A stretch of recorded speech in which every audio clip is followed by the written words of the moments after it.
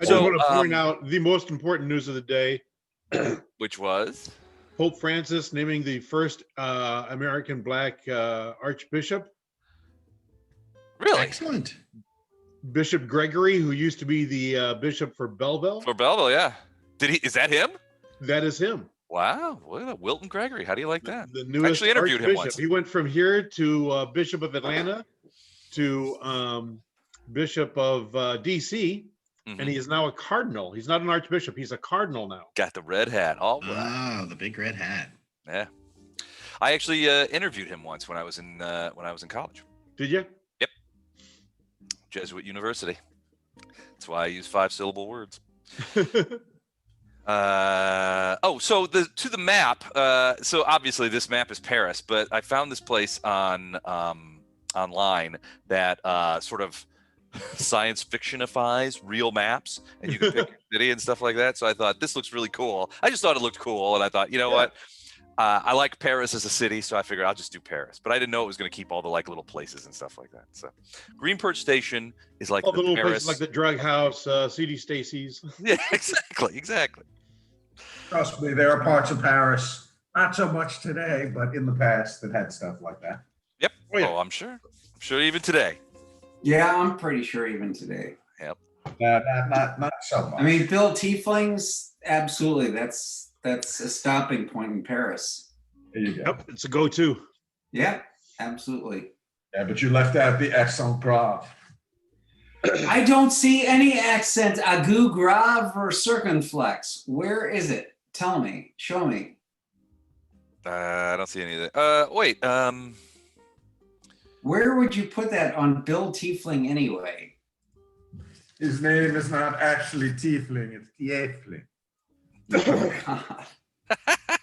Tiefling. Are you tiefling with my wife? Rue Only with your Ramu permission. has a little accent mark there. Hey guys. Well, that does. That's not. Hey, Matt. Howdy. I'll have to oh, no, here we go.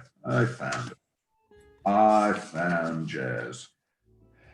You're jazzy. Matthew Meadow, as I live and breathe. Hey, Matt, how are you? He's like an empty chair. How are you? Good, man, good. Hey, before I forget, when do I have your birthday? Which one are we talking about? Before the Your Witness actual Protection Program or afterwards? April 24th? No, February 24th. February 24th. Are you doing an astrological sign for each of us? Yeah, I'm gonna Yes. I'm gonna cast everybody's chart. Yeah. He's gonna do our nativity charts. Little I Ching, maybe some Aleister Crowley cards. Hey, you know, a fun fact, my uncle, for years in the 70s and early 80s, was a practicing astrologer as a job. That was his deal. So I have had my chart cast. Nothing fancy. I bet your uncle had some sweet access to some great cocaine. I don't know, man. Probably. I was just a wee tyke then, so I don't know. But he did cast my chart, and I have some of it. 10 So. years later, I looked at it and said, Jesus, did I fuck that chart? my mom was huge into I Ching. Do you remember the I Ching? Sure. Yeah. Oh yeah. I've seen those cast many times with to see what our fortunes would be. It's the sticks, right? Oh no, this was the little the coins, I Ching coins. Oh, the coins. Okay. Yeah. Which Are you thinking of pixie sticks or pickup sticks? Well, no, can't you also cast the I Ching like with like a bones or handful of sticks, sticks? Yeah. Yeah, I believe you're correct. Not pixie sticks, I don't think. Bones of your enemies. The bones of your enemies. That's how I like to cast my fortunes. Yeah. All right, we got everybody? I think we do, actually. Boy, that's a... You sound surprised. I am kind of surprised, to be honest with you. Is that your music playing in the background? I hear like Oh, a yeah. soft strumming. Yeah, it's space guitar. Oh, God. Oh yeah, nice. Oh, Ipanema. Next time I get an asteroid, that's what I'm gonna call her.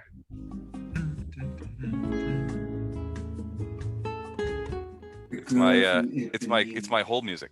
All right. Yeah. So enough of that. When I'm not playing Percy Faith, it's Girl from Ipanema. I don't know if you can see it, but it's like I use a YouTube video, and it's Girl from Ipanema, 10 hours. So it goes for 10 hours without stopping. I'm like Nice. an hour and 35 minutes into it. As long as it's not Sade's version. Les, do you have access to the old GM hold music? I think there's 1 and 2. Have you seen those before? No. Please hold. Okay, I'll find it while you're playing tonight. I'll just send you the link so you can maybe play them one of your breaks. I like to use when people are thinking about stuff. I like to use Percy Faith theme from a Summer Place because it's got that old school hold music vibe to it, which I really like. So. Theme. All right, so welcome back, guys, to Greenprint Station. Lots happened last time, so I've got a whole page of notes to go through about the recap and talk about all the things that you guys did. But I think looking at the map of Space Paris will prompt certain memories. You guys last time, basically we started last time the aftermath of what the Greenprint Gazette is now referring to as the Bill's Pub bloodbath. Where several people died, and you guys met Jazz Krozingen and began investigating the Ursae threat / menace to Greenprint Station. After the gunfight, a couple of things happened. Kykbandirz, the leader, at least it's the purported leader of the Ursae, escaped into the city to points unknown. Camera footage, which you haven't seen, but has been described to you by Bill Scaramouche, basically says, look, he sort of like scuttled down the street, discarded his firearm, and disappeared around a corner. Hey, where do you learn that trick from? That was the last. Yeah, he stole it from you. You learned it from me. I learned it from you, Dad. I learned it from you. So, and then he popped out an alley, and that was the last that Kykbandirz appeared on any cameras. Now, Scaramouche would be the first to admit that the camera system is not as universal as the one in, say, London, but what it did is betrayed, at least to Detective Numberless, that Kykbandirz was very much aware of the placement and whether they were broken or not broken of the cameras in the area. And it could be that Kykbandirz basically said, look, they had the place staked out. I mean, the 25 to 50 hours ago Gazzy path shows that they were checking out Bill's Pub the day before you guys were having the meeting.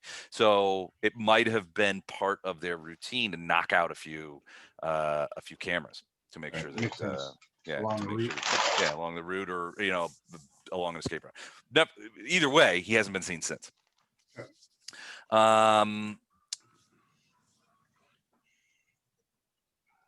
Then, so you guys were, so a lot of people, so there was 2 people on the other side who survived the Bill's Pub bloodbath.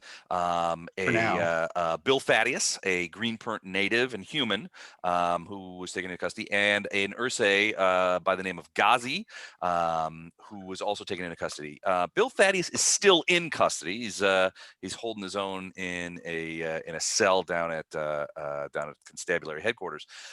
But Ghazi was released almost immediately after, probably 4 to 6 hours after the end of the bloodbath, and after Ghazi was taken into custody. The Ursae diplomatic mission to Greenprint Station began putting pressure on Bill Scaramouche's boss, and said, look, this guy works for us.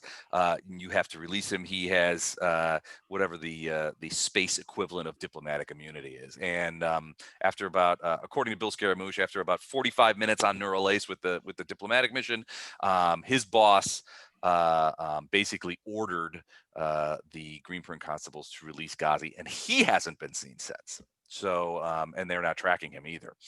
So we don't know where he is.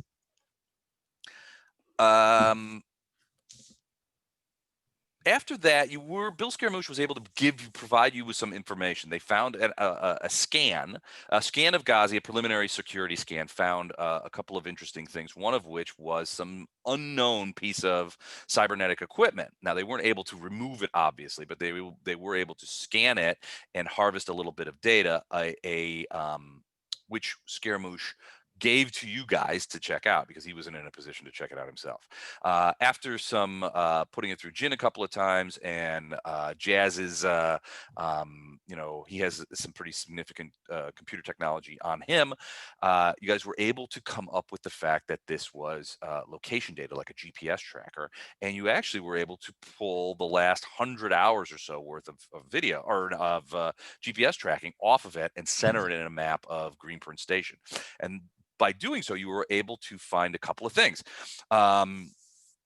Basically, you were able to track Ghazi's movements over the past 100 hours prior to him being taken into custody and being released. And it was some very interesting things. You saw up to 25 hours ago there he was going to a bar and a drug house and a residential block, an uninhabited residential block over in the over in here.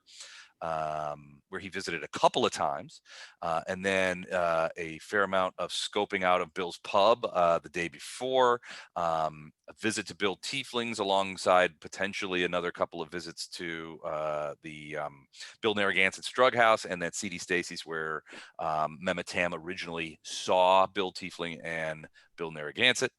And then a while ago, some stops at a Space Walgreens here and a Ursae takeout place here.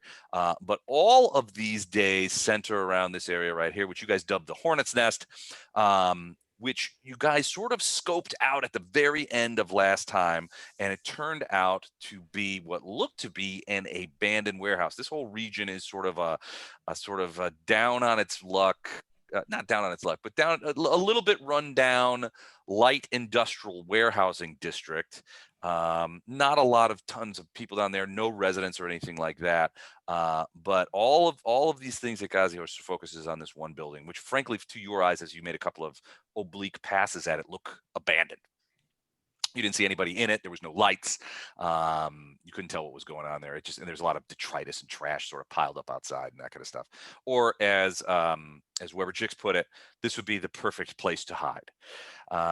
So there's that. But before we get into that, there was a couple of other places that you visited. One was the residential block 365.9, which was abandoned, but you ended up talking to a guy named Bill Neighbors who basically said, look, I didn't even know there were people living there, but they are gone. Your friends are gone. And he said that he saw, well, he didn't say who it was he saw, and you didn't ask him. He just said that they were in and out of there for a couple of days. He only noticed them about 3 days ago. They left yesterday morning, and that they'd had some sort of fight the evening before. There was an argument that they had heard through the walls. Bill Neighbors' house is literally the next block, the next apartment. So they would share wall. He said he honestly didn't realize that there was anybody living there until just a couple of days ago. So he thought that they were maybe new people moving in or anything like that. You investigated that place, found a couple of interesting things. Some hairs on the bed, a lot of takeout boxes, empty takeout boxes, and in the bathroom, what looked to be a fair amount of blood and a black substance in the sink, which upon analysis back at the ship turned out to be hair dye. So you found that. Then you went to Bill. So at that point, Jazz had gone out and on his own did a little investigating and found out a couple of things. He found Kykbandirz's office and found Kykbandirz's home, and he sort of reconnoitered both places, finding but couldn't get in, because at the office he noticed as he began to try and look at getting in the building, he realized through the technology that he has that the sophistication of the security systems on both of those locations were far in advance of what would be normally expected for something that looks like a small import-export business and a moderately well-to-do apartment in the non-humans quarter of Greenburn Station. So in fact, at one place he actually tried to overcome the electronic lock at Kykbandirz's office, and his technology alerted him to the fact that the locking mechanism in the security system itself was scanning his technology to try and find out information about who he was. And immediately his technology sort of threw a bunch of barriers in there, but it was unable to get inside the building. Lastly, you guys went to Bill Tiefling's and found a sad state of affairs. You found Bill Tiefling dead in his dining room. Looked like a self-inflicted gunshot to the head. However, upon looking at the gun, which had a silencer on it, which is pretty illegal even for Greenburn, you notice that there was Bill Tiefling's prints were on it, but there were also the markings that Dr. Wagner was able to figure out belonged to an Ursae. He suspected Ursae do not have fingerprints in the same way that humans do, but there was oil marks and things like that that were consistent with an Ursae handling that weapon.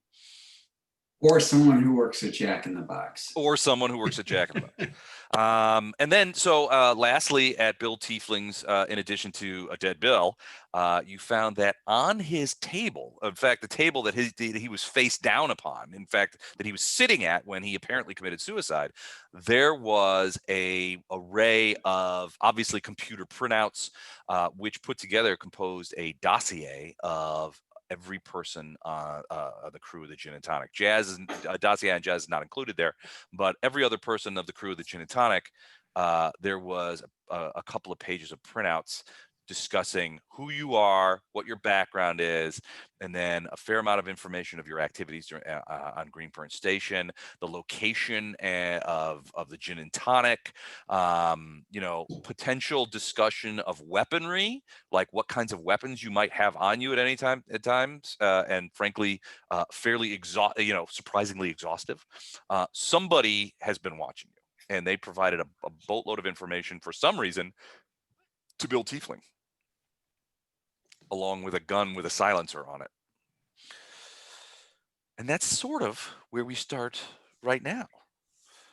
So first and foremost, any questions on what went before? Any confirmations, anything you want to clarify as far as what happened last time?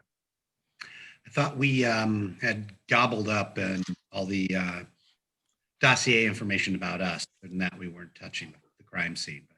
You gathered all that stuff up? Right. Yeah. Okay, all the printouts and whatnot. Well, some of them are a little gooey, but still pick upable. Hi, Kitty. Mm-hmm. But yes, you guys can do that. Okay. Nah, no questions from me. No questions. I'm ready to go bear hunting. I Yep. think I am not completely solid with the story. It is. I'm sorry. I'm slow. But I'm gonna go along and do my best. Well, so I mean, if you have questions, I mean, now's the time. I'd like to know what Lilac Elmagor, what changes he's gone through from that email. It was squishy, and you wanted to hug him and go there, but what does it all mean? Well, so let me preface whatever Eric's going to say by saying Eric and I talked about Coffin Doyle, and Eric, God love him, he played it straight up from a character creation standpoint. So what happened was his character's skill set was really sort of, compared to a lot of other people's, was really lackluster, and it was negatively impacting the game, I think. And so I told him that if he wanted to re-roll Coffin, that would be okay, and that's what he did. I think it's fine letting him re-roll, but I don't think there was no negative impact to the game. Well, I think he would just there was. There's no spoon trauma in his background that we thought was. Well, and there still isn't though. Trauma. Well, maybe he doesn't like to talk about it. Maybe he's just I mean, I know that week in Jump Space is a long time, but it's not like he's going to start trotting out every childhood trauma that affected him for you guys. It's not therapy. Oh, it's not? No. Oh, okay. Maybe I should redo my character then. But yeah, no, I think he and I talked about it, and I think his new character I think is great, and fits perfectly. Go ahead, please. I'm sorry. I like to think of us, how like male lions are kicked out of the pride, and they slink around as together as a group, and the older lions. That's how I think of our group, is we're a bunch of older lions that are all slinking around, fending for ourselves. Bunch of Harleys. I, You know? I think whatever Eric wants to do is fine because I don't want to be spooned by him either. No. Whatever Uh, you say. You guys have taken a perfectly good verb, spooning, and ruined it. Ruined it. Hmm. I appreciate the opportunity that Les gave me to redo Coffin, and I think Coffin will be a more focused and more effective crew member. So what did it cost you? What did it cost me? It cost him everything. You have to blow for that one. Like a Yakuza, finger. I'll probably ship Les a case of old granddad. Granddad. There you So go. nothing. Anyway, That's probably the only bribe that could sway me. probably so. And Lilach Almagol is the name of my wife. She's a teacher, and she uses this And the computer to Klingon? teach. Sorry? And a Klingon? In the With that Kling- name like that. Is she a Klingon? It's Hebrew. Dude. Oh, really? My Oh, wife, okay. my wife is really, and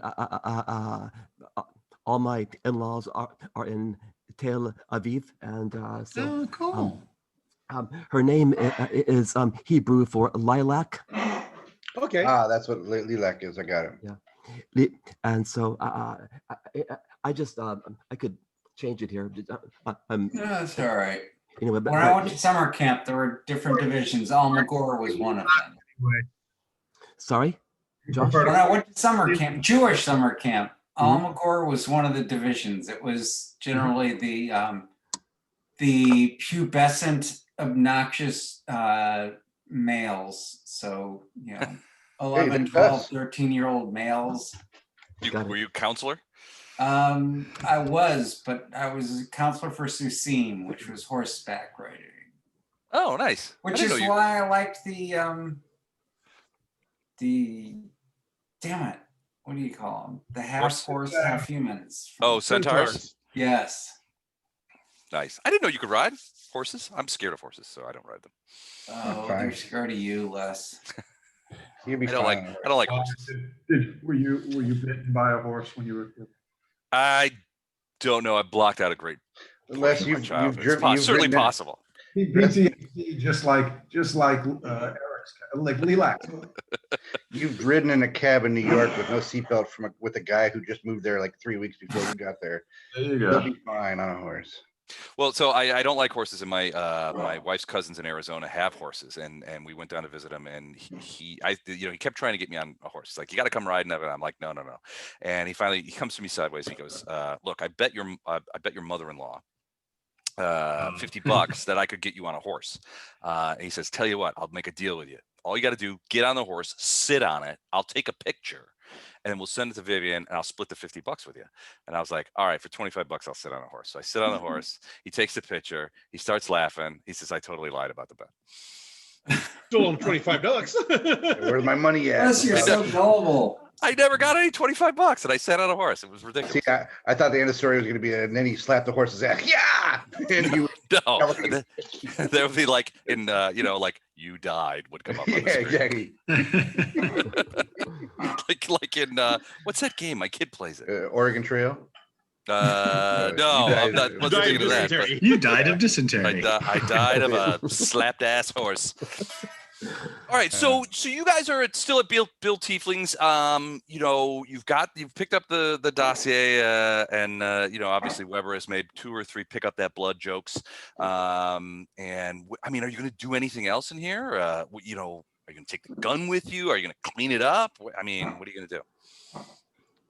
I feel like touching anything more than removing our names from us is a bad call. I can see why we might find a silencer quite interesting to have, but I also think it's highly illegal and only exacerbates our already tenuous position of Should we torch the side place? of the law. Yes. Let's blow it up. No, I'm not torching an apartment block. Nothing says fun inside of a enclosed space station than having a fire. Yep. Hey, Josh. I thought we left Bill Tieflings already and that we were up reconfiguring the place where we saw all of. I don't recall. I remember this is where. It could be, yeah. I mean, you might be right. That you guys are over by the Hornet's Nest. To check out the pharmacy. We have the Omega 13 device where we can rewind and then I argued with everybody. We should go in. So you guys did go to the Space Walgreens and the restaurant, and you learned a couple of things. One, the Space Walgreens is pretty comprehensive, meaning that all of the things that you guys found in the apartment, the empty apartment, the first aid stuff, the anti-infection, the hair dye, all that stuff could have been acquired there. Second, the restaurant, which serves both Ursae and human food, the takeout cartons that you also found at the abandoned apartment pretty much match what they use from a takeout standpoint. So it could easily be conceivable that the food that was the empty takeout cartons that were found at the empty apartment were from this restaurant. Damn, they went a long way with the takeout food. Back to their apartment. I know, it is kind of a haul. Good Ursae food. This is good Ursae cooking. Best Ursae food in the station. All right, so you guys left Tieflings. You left the gun and the silencer. Tried not to touch anything, and then you went back and sort of reconnoitered You were reconnoitering the Hornet's Nest. Wait a minute. Who said we left that stuff behind? I thought you guys said that. I didn't say that. Okay. I don't want it. I want the silencer. I think it's a bad call, but I'm not going to stop you from taking it. Not going to stop you, but as your security chief, I just I want to say you're asking for maybe law enforcement trouble, and if you get caught. Okay, fine. All right. One question about are we taking the documents that are basically pointing a big finger to us? Yes. And yeah, if we so, said that. Yeah, what you are we guys going to do with them? The reason I ask is, remember, I got caught on camera shredding the weapons last time. So shredding some bloody documents right outside Bill Tiefling's house does not seem like a good call. So yes, we'll have to off camera to find a more subtle way to get rid of them. Perhaps after we get back to the ship. Here's the issue, guys. Though, were there any cameras around there that caught you going in and out? Yeah, that's their question. Yeah. Well, so last time you were. I'm sorry. Go ahead. No, I was gonna say we could of course send somebody off of the paperwork, and then I or somebody else can stay behind to say, hey, we went to go check on our contact and he's dead, and get that off the plate and deal with that now versus waiting for it to haunt us later. Yeah. Well, I mean, it's like the idea of, if you, so here's the tricky bit, right? If you just leave him there, and he's discovered, and they check the cameras and they see you guys coming out of there. That's why we would report it now, so we don't need to worry about it. We'll admit that we were there and that we found it. But maybe Don can go from one guy's to another guy's and somehow slip out with the paperwork and dispose of it. I don't know what you're talking about. Right, Mr. Gawker. Just a thought, just as a practice, when I'm out, I act as if I'm always on camera and that everything I do is admissible. I wondered why you were always smiling. So right, so I vote we Strike report a this. pose.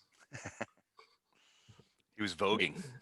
I vote we report this, and because we're, gosh darn it, honest citizens. We happened on a crime scene. Let's call it in. And I was neutral till he said, "Gosh darn it." Anyway, that's just my thought. I've always say, we found this place. It looks like something, heavens, violent happened here. I wanted to notify the authorities. So Coffee, do you feel like you guys should just like call it in? Yeah. Or is there I do. somebody you want to talk to first? Or because, I mean, let's be honest, you guys were just in a huge gunfight like 2 days ago. Yeah, maybe we should check with Bill. I'm not going to metagame. I'll let you guys figure it out. We could at least contact Bill. You know what? Maybe we should reach out to Bill. Bill. What's his name again? Oh God. Scaramouche? Scaramouche. Thank you. Mooch. Can he do the Fandango? All right, so yeah, you can reach out to him on Neural Ace. I mean, before you leave Bill Tieflings, and say, you know, and send him a message. And basically, he'll come on voice, and you can sort of hear him, and he'll be like, "Yes, can I help you?" Hey Bill. You know, we found something, and because we are honest citizens, I wanted to No. let you know. Does he say, oh no? He does. It's like, So should we talk about this somewhere else then, perhaps? it's only been 2 days, for fuck's sake. What the hell did you guys do? We got you some more didn't whiskey, do Bill. anything. Not a Look, thing. if you guys want to get kicked off of Greenport, you guys can just leave. It's okay. No, we have to get kicked off. It's not a contest to see how many dead bodies you can leave. Don't tell me it's a dead body. Is it a dead body? Less is Well, mother paid us $50. We can get kicked off. Is this a secure line? Yeah, it's encrypted. Well, he's not moving. Oh, hell no. All right, I'm going to send a couple of people down there. Don't go anywhere. All right. And for Pete's sake, don't touch anything. Not a thing. All I need is Okay. for your fingerprints to be all over this. And you, so these people speak with my name. So when they get there, Mhm. you tell them everything all together on the up and up. And Yep. for Pete's sake, don't leave anything out. I need to know if I'm gonna Yes, sir. if I'm gonna help you guys. And second, you need to buy like a rabbit's foot or something to stay out of it. Because for do bear's feet work or just rabbit's feet? every 2 days, I get a call from you guys or from somebody that says guns flying off here, people shooting people over there, Ursae's kidnapping motherfuckers. I don't know how you're not coughing. You're not even supposed to be out of med bay yet. You know, I have a really good doctor. Oh hell, Dr. Wagner. Have you ever looked up his records? He's been good to me so far. I don't know what I'd take. I don't know that I'd take an aspirin and a pat on the ass from that man. Well, you've already had the latter part. Bill, I am so sorry for the trouble, and we're gonna make it up to you. We're really just trying to be good citizens here. We happened upon a scene, and we wanted to make you aware of the scene and the situation. All right, well, stay there. Don't do anything dumb. Don't step in anything, and I'll send some people down there. Just don't do anything. Thank you. All right, and so he it Have a good detaches. sleep. Great. I would Bye, X-Man. like to wipe down the place of Prince. So immediately after he says, "Don't touch anything," We Yeah. can admit we were in there. We already did, so it's probably okay. it's Well, true. We need I to guess get so. All right. It just- documents to All right.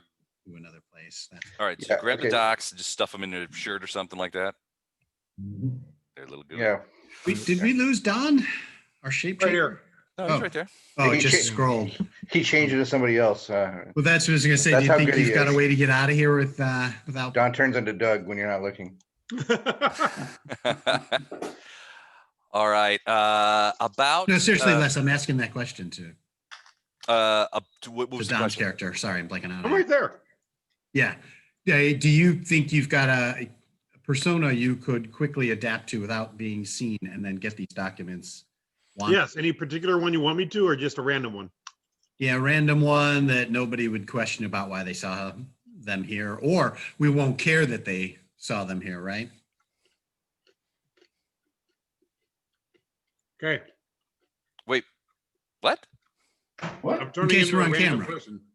Oh, He's like just, inside the building. All right. So you guys would probably be aware that most of the times the cameras on the inside of people's apartments are disableable by the resident.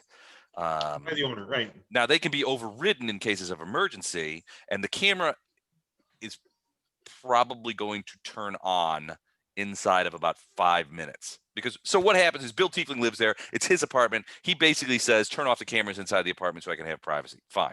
What happens is now that an emergency has been reported to Central, one of the first things they're going to do is flip that camera back on.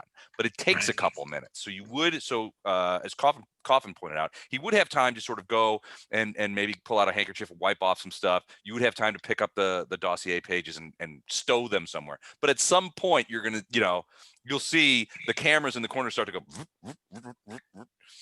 go, as they fire back up. And turn Right. back on. So we're saying we already got the dossier. I just want to get it out of the building. So we're going to have him change into someone else's persona. So someone else is seen leaving the building, not him. And he'll take the documents and then destroy them. Okay. If you stop sharing for just a minute, I'll show you who I'm going to be. Okay. Just Do you need to avert my eyes. You don't have to avert your eyes. Oh, the nudity. The horrifying nudity. Okay. Oh, okay. Didn't you look like the Allstate guy? That Will Smith. Excellent. The Fresh Prince, yeah. Yeah. All right. All right, Doctor. there you go. Shape changer. Very good. Hello, stranger we've never met and haven't interacted with in any way. That's right. So do you do this right in front of each other, or are you just kind of like, what does that transition look like? I go off to a bathroom. Okay, and so you go in there, and so they don't see the horrifying transition. Right. They come out and they see me as that new guy. I'm envisioning like the part in the movie The Thing where the dogs are getting changed. I'm imagining it looks something like that. Yeah, I was thinking more like The Howling. That movie scared the crap out of me as a kid. There you go, The Howling. About 10 minutes after you guys see the cameras come on, you hear a knock at the door. Well, it's a buzz, really. Somebody's at the door. Come in. Just a minute. We're naked. Do you want to get it, Coffin? Since Sure. you're the one who made the call. I open up. All right, you open up. There's a guy there. It's somebody you haven't met before, and he's like, "Y'all Doyle? You Coffin Doyle? Doyle. I'm Detective Cigarette, Bill Cigarette. I'm here from Bill Scaramouche. Bill smokes too much. I got a report that there is a incident here. You mind showing me to the place? Detective, we're glad you're here. Thank you for coming so quickly, promptly. Come in, please. And I show him the place. All right. He walks over. He's like, how many of y'all have touched anything here on this table or near the body itself? We've pretty much, as far as I know, kept our hands to it to ourselves. But we had been here once before, so Yeah. And all right, so you see him. So he snaps on some gloves, pulls out something that looks like a dentist tool out of his thing, and you can see him sort of looking around. He looks over the body. You hear him sort of like grunt a little bit as he looks at the pistol with the silencer on it. You see him sort of pick it up with this sort of prehensile. He's got this little. It almost looks like a little baton about the size of maybe a little longer than a ruler. It's got a little nub on it, but when he uses it, that nub can change into a hook or a pointer, and you can see he's using it to touch things or grab things without physically touching them, even though he's wearing gloves. He takes a look at the wound on Bill Tiefling's head. He looks very closely at the gun. You can see that at certain points you see him sort of like leaning towards things, and several of you would notice that he has some sort of camera mechanism on his shirt that he's pointing in various directions. You're not sure. Your guess is that it's running video constantly, and probably he's taking stills for evidence later. I'm passing around a little flash to anybody who wants to hit. As we sit quietly in the corner there, or stand quietly in the corner. Okay.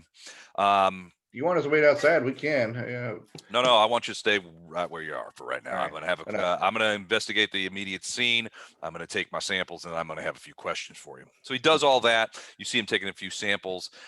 He looks very curiously at the table, and you can see him taking a couple of stills. Give me a intelligence check. Anybody who's watching. Okay, sure. Oh, I forgot to bring up my character. did Do we have to be intelligent? Well, you don't have to be, but it does help sometimes. It's your Oh, it's your okay. fourth thing. So roll 2d6 and add your intelligence. Everything over a score of 8 is a bonus. So if you have an intelligence of 10, add +2 to your roll. Okay. Okay. Got it. I have to remember what was what. Oh, baby, roll. Everything over 10 or including 10? Over 10. Oh, Over 8. Over is a 8. 0. Yeah. Okay. So Coffin. over 8 gets 9 is +1. Yeah, 10 A is +2. B is +3. C Right. is Okay. +4. All right. So so Mehmet, you change into the Fresh Well, Prince. damn it, I haven't rolled yet. Okay. Well, that was an accident. okay. That was like sharding. I sharded. I sharded a D6. Man, did it hurt. I didn't even roll yet. Sorry. I opened the blank template, not that character. Okay, Jet got a 9. Coffin got a 14. For fuck's sake. Dr. Wagner did marginally better than his first. I've been drinking. That's all right. Tam also nice solid 7 there. Gentleman 7, as it were. All right. So So for 10, I add +2 or yeah, if you got an A, you add +2 to your intelligence check. So okay. All right. I'm gonna take a big pull from my flask and make a roll. Oh no, sorry. maybe This that's has already flat. kicked in. Apparently it's not that ginkgo biloba I hear so much about in that flask. So Keep remembering to take that. I keep forgetting. all right, so Coffin, you notice, and you're pretty sure most everybody else did not notice. But when the guy, this detective cigarette is looking at the table, you realize that there are voids in the blood on the table. Remember, I said the papers were a little gooey. Yeah. When they lifted them, you realize that you didn't move the you didn't Papers. wipe the blood at all, and so Yeah. there's like these weird sort of empty spots in the blood pool on the thing. Remember, so at least from your eyes, what looked like it happened is Bill Tiefling was sitting at the table looking at the dossiers when he shot himself, and then the gun dropped to the ground, which is where you found it, and then he went forward onto the table with his head sort of resting on the table. Blood, obviously, it was a head wound, got onto the table. It didn't soak everything, but it did touch a few of the documents that were in front of him on the table. When you removed those documents, it created voids in the partially congealed blood. Remember, he's been dead by Dr. Wagner's estimation for about 24 hours. Got it. So you notice that Detective Cigarette is noticing those voids. That's fine. It's okay. So when he comes over, he's like, all right, I got a couple of questions. So Sure. Tam, before we do that though, Tam, you said that you want to try and leave at the earliest opportunity. What constitutes in your mind an early opportunity for you to take off? Does he go into another room at all? Has he's always been in this room? Well, Bill Tiefling's apartment is one room and a bathroom. So it's essentially one sort of room. So he hasn't left this room. Yeah. I mean, you When guys are other within. when other people start to talk to him, if his back is to me at all or he's not looking my way, that's when I want to make my break for it. I want to be discreet, but I'm okay if he sees me because I don't look like I do. Well, but you changed before he got here. Right. Right. I look like Will Smith right now. Right. Well, right. So it'd just be very curious, and I could just see him turning around and going, weren't there 5 of you here? Where's Will Smith? Where did the Fresh Prince go? Where's the Fresh Prince? I need him back to question. So what you're saying is there's no way for him to leave at this point. Well, I think the scenario that you're positing, Don, I think would be sort of ludicrous, especially since everyone else is staying. So it's good. I mean, first there's 5 people or 6 Yeah, people. I would have thought There'll he be would have 5 left. people. He's a detective. He's not going to be happy with anybody leaving. Yeah, at this I point, mean, I would have you thought he could- would have left beforehand. I don't. If Right. you want to retcon that, I mean, you could say, I mean, you changed before he left. You want to take off before he gets there? You can do that. That's If I can do that, yes. Okay, yeah, Before there the would be a cameras few all minutes switch where Because you off. could. they told me what my job was. My job was to take these papers and get rid of them. Okay, so so then we'll just roll back the tape a little bit, and you take off before Detective Cigarette gets there. All right, so basically he's like, all right, I got a couple of questions. You had mentioned that you had been in this apartment before. Can you describe to me the circumstances under which you had met with the deceased? You want We me to take came, this one? please. Thank you. Detective Cigarette, hi, Weber Jakes here. Yeah. I see Tiefling sent his best man. Appreciate you being here for this. Little smarminess, get it kicked off. So in the course of our previous interaction with this individual, he had sold some information to a group of bears, same bears that you might be familiar with, tried to do away with us in a certain pub recently.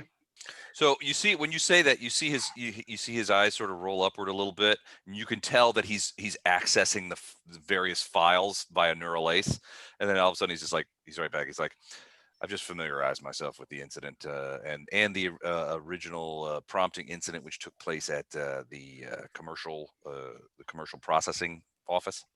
Yeah. So anyway, at which I'm assuming that this is Mr. Tiefling, the owner of this yeah, apartment. this sad affair here is Mr. Tiefling and his final disposition, as it were. In any case, at that time, we learned that when he came calling, looking for more information, we learned that he was heavily in debt to some local nefarious characters. I'll give the name of those two characters. It was a Big Bill. Was that one of them? And Big Bill and Bill Narragansett. Yeah, and Narragansett, you see a look of recognition when you say those names. He's like, I'm familiar with Mr. Narragansett's operation.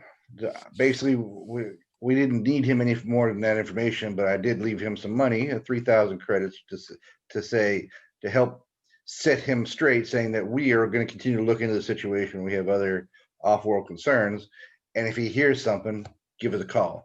Gave him that money in faith as a I guess hedge, as it were, to keep him from running right back to the same thugs who just did a world of hurt on him when we had shown up. He'd been touched up pretty good at that time, and I guess they'd cut him off from his gambling predilections.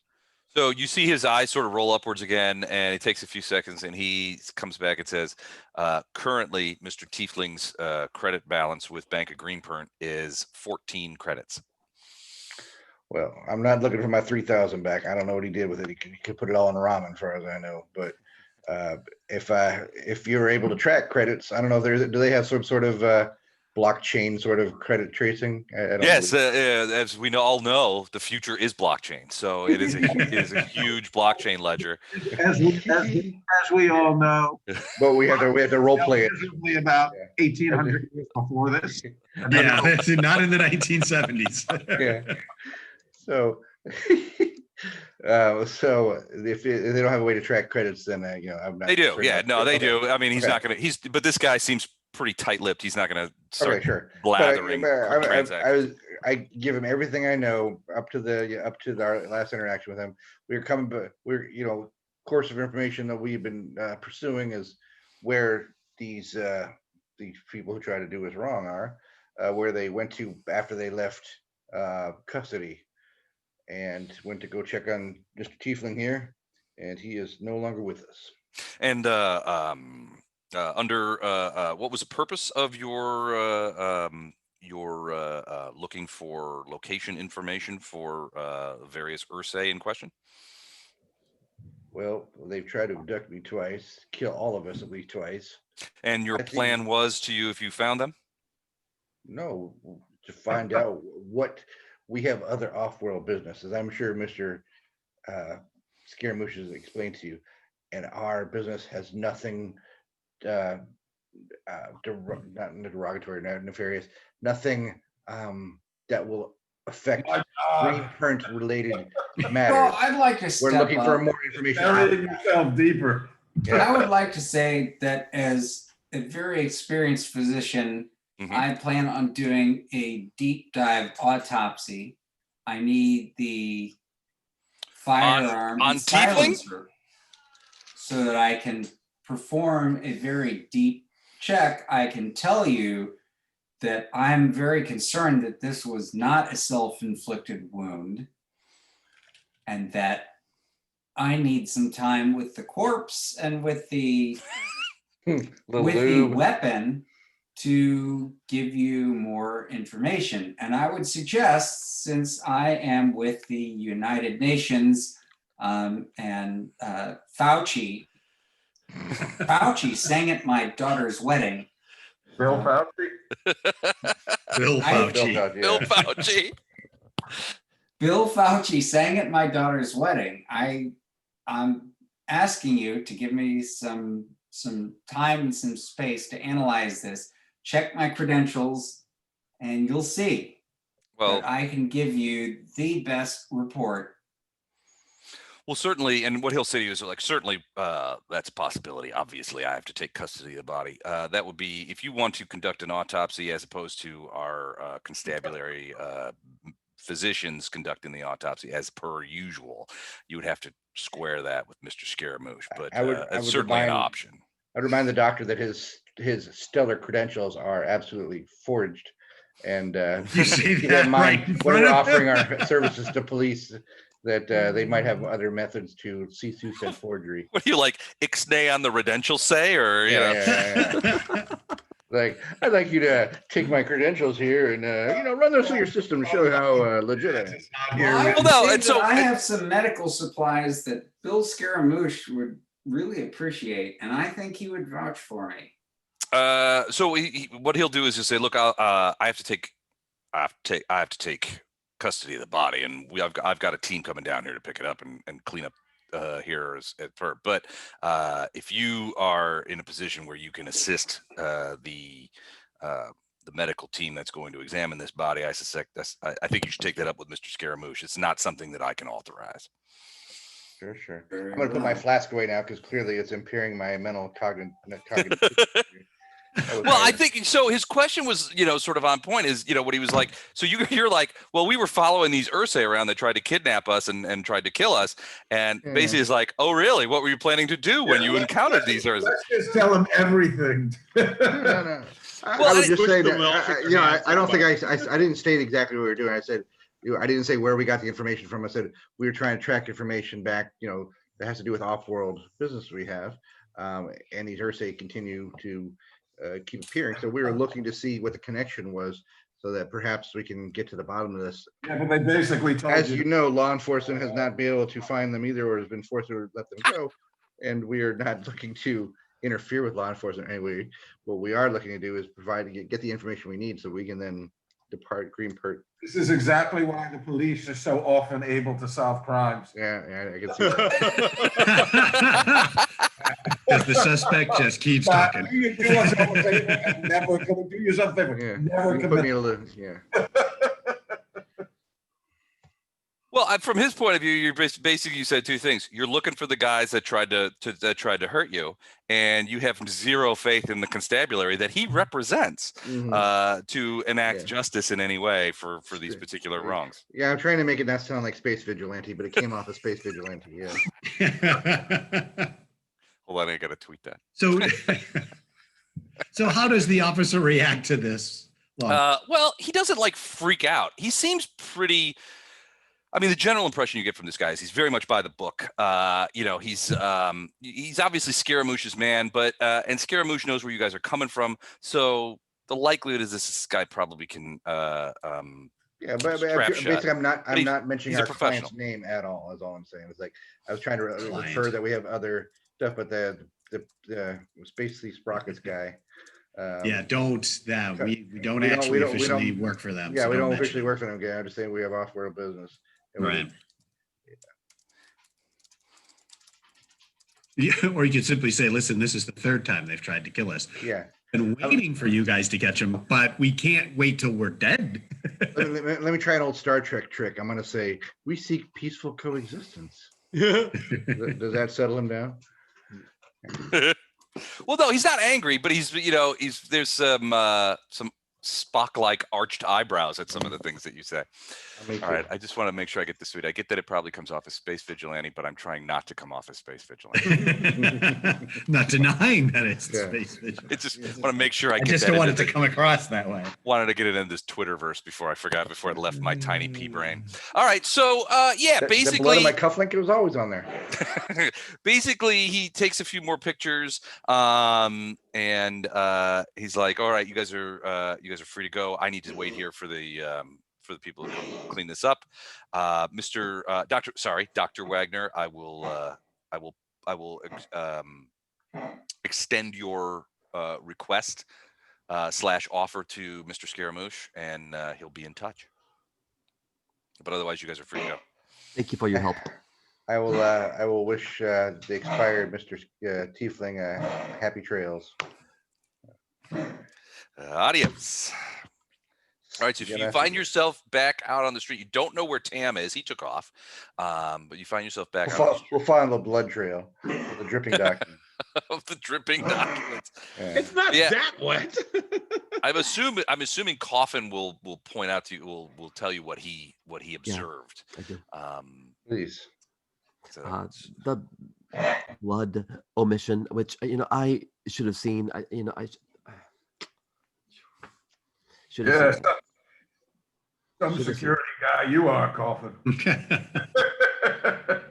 Well, clearly there's documents there, and when it finds out this is not a suicide, they'll know that the assailants must have taken those documents, which is why we must that's what I not thought too. out with them Yep. any way, shape, or form. I think, yeah, that's just further evidence that it wasn't suicide. Yeah. That was The only way to Gonna make be this my happen, story. yeah. The only way we can keep the secret now is we're gonna have to kill Docker, and that way we'll close the loop. Everybody with me? No. What? Yeah. no, I think that works. That sounds right. We were. I there was think that just other sounds good about that. Conversation today of Yeah. three people can keep a secret if two are dead, kind of thing. I think it's two people can keep you secret if one of them is dead. I think they narrowed that down. I mean, Yeah. there was a revision. Revision. As long as one of them doesn't have Twitter. All right, so so you guys find yourself out. You're not entirely sure. I mean, you can easily spot some of the security cameras. They don't seem to in the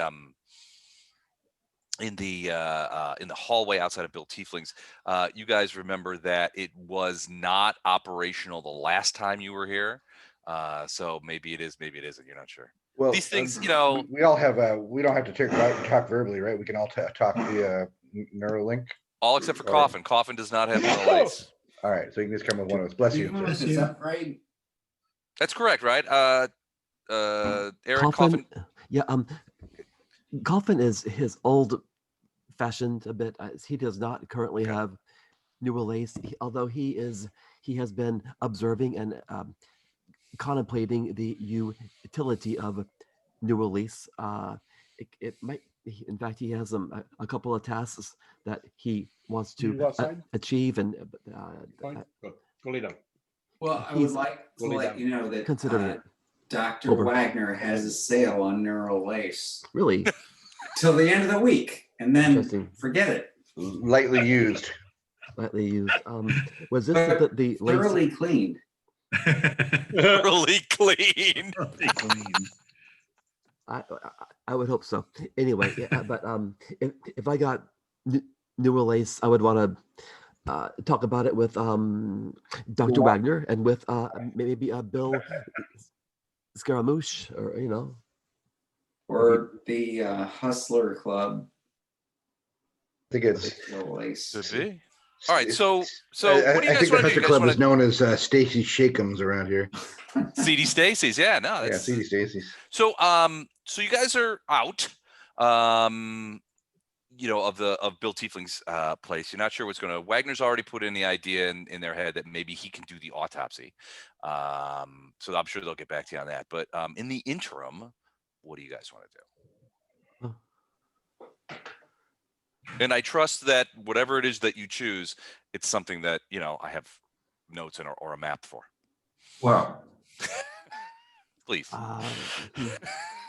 So You we haven't gone to the Hornets nest yet, right? No. Or CD Stacy's. well, we checked it out. We checked it out from the outside. Mm-hmm. The Hornets. Okay. I have an idea about how to get Shamira off our case. But it would be something that I would need to do alone. Because if I don't make it, then I don't want to implicate you guys. But I think it might work. It might pacify her, mollify I'm her. interested in going to Ursae because I understand that they sell body parts and augmentations for a really good price. All right. But I'm not with them yet, Les. Okay, you're not there at Bill Tiefling's? No, I was not. You're still out. Okay. I was out. Yeah. However, the timing happened. I was not with them. Okay. That I don't really want to know anything about that. Yeah, it's best that you don't. Yeah. But I assume I have a way of contacting Jet. Yeah, Neural Ace would. I mean, you just. I buzz Jet, and I let Jet know that I have a way of getting us into Kykbandirz's office and home, but we're gonna have to stake it out, and I need the help of at least a couple of the guys. Okay. Cool. Okay. Gotta find volunteers. Yep. Well, And you were saying you had a plan, Coffin, or Well, it's a plan specifically to mollify the vengeful Shamira. And Shapira. Shamira. Nullify Shapira. That's Sorry. terrible. yes, Sorry, not a Shamira. Her name is Shamira. her name is Shamira. And she has a justified vendetta. But I think her vendetta is focused mainly on me. So I am trying to handle this myself, my way. I bet she's got a soft spot in her heart for Dr. Wagner too. He did strip her for parts. He's wearing her targeting eye on the back of his head. And she's actually working. 360-degree vision. And she's actually working for the Ursae, so I think she's going to be more complicated than that. She's Showing his warm thoughts for me, right? I was the good cop in that situation. yes. You know, But anyway, our buddy here just contacted me and said that we need to do. He's got an idea on getting into the office and the bedroom, but we need to go help him with a stakeout. So he's looking for a couple of us to come help him. sure. Steakhouse. Probably No, three. not steakhouse. Oh, Stakeout. Stakeout. Got it. oh, cool. Steakhouse. Yeah. I'm not as interested. Steak out at a steakhouse. Two guys who I can get behind that. trust the most for a stakeout. I Yourself am and Coffin. totally willing to go help with a stakeout. Yeah. Can do. Yeah, you're coming? Well, Yes. Okay. Coffin will be coming. I need one more.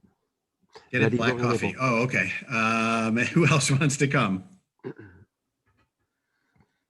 No volunteers. Okay. Don, you're not there, right? I'm not there, so I can't volunteer. So it's either Dr. Wagner or, Sure, I'll go. okay. So It's a steakhouse, right? yes, if that helps you feel better about coming with, we'll tell you. I'm there. And Weber, can you make sure you find, Don, why can't I think of your character's name suddenly? Mehmet Tam, Tam. Oh, it's just Tam. Okay. the Fresh Maybe- Prince of Greenport. See if you can find Tam or meet up with him back at the ship and just wait for us there, if that's all right. Cool. Meet back at the ship. Business. Do you just have the two personalities? Do you have multiple shape shifting? Do we have to do like the thing sort of test? Multiple. The thing I'll be test? back to at the see if ship. it's you? Okay. Okay. So So what- can you go back to the ship and meet him and just stay cool there unless you got business to take care of. Other than that, just keep an eye on the ship. Cool. Josh, did you ask a question? Yeah, what time of day is it, Les? About 2,000 hours on a 25-hour schedule. So it's, So even extending later into the evening. yeah, but do they, I mean, so would it be a time of day when people are unlikely to be in that office? Yes, unlikely to be in the office. Absolutely. It would be after closing time. Now, keep in mind that the station runs on a 25-hour schedule, and there's going to be people around all the time on various kinds of things. When you're not driven by a diurnal schedule, everybody sort of just slips into whatever thing. So it's all the time, always on the go kind of Yeah, thing. but if I remember correctly, when we were at both the office and when I checked out both the office and the apartment, there were not a lot of people around. Right? No, there were not in either case. And this is only a couple hours ago, really. So I'm gonna have my guy BF meet us over at the office. Okay. In front of the building, or around the corner from the building. I pick an address around the corner from the building. Okay. Contact the guys and say, meet me at this address. All right, cool. So just so you guys know, the office is, I believe, the circle, and the apartment is the square. And these are both located in an area that is well, at least the office is just an office, but the area where the apartment is sort of a middle class residential district that primarily caters to non-humans.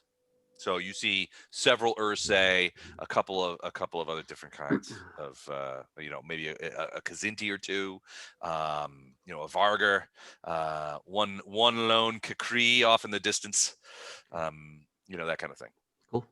So everybody's meeting at the same place at the same time? Because we're meeting around the corner from the office. Yes. Okay.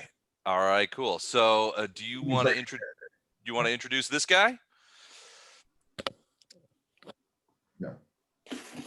No? Okay. It's on a need to know basis. And we don't need to know. Hold on, I'm tweeting that too. Everybody.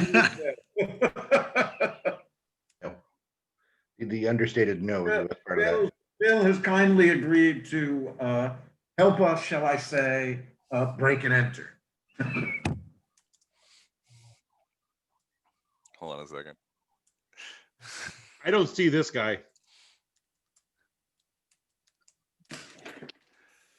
Okay, almost there.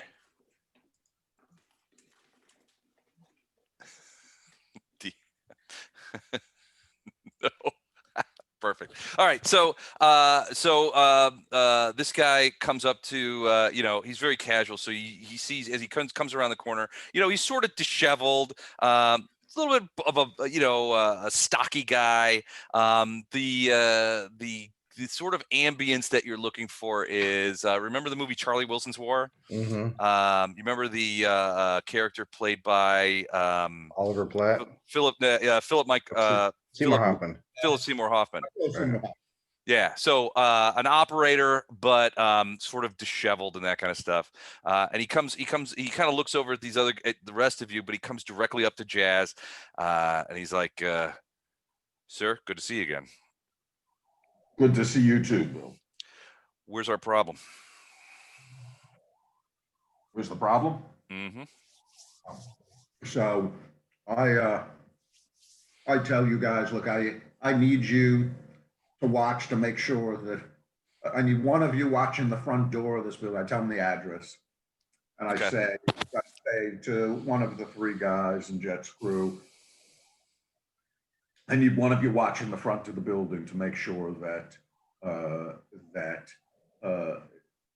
neither Kykbandirz nor any other Ursae enters while we're inside. I will. What should we do if they want to enter? I need somebody else at the exit of the elevators on the floor that we're going to be in, or whatever they use as an elevator or just some kind of grav boost, something like that. Whatever it is to get to the floor that the office is on. I need you there to make sure nobody comes in.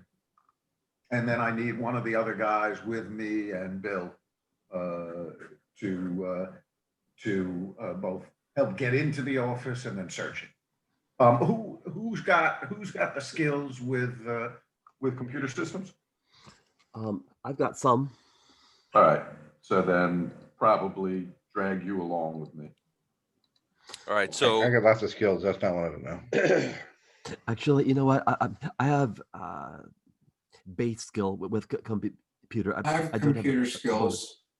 Yeah. Are you with us?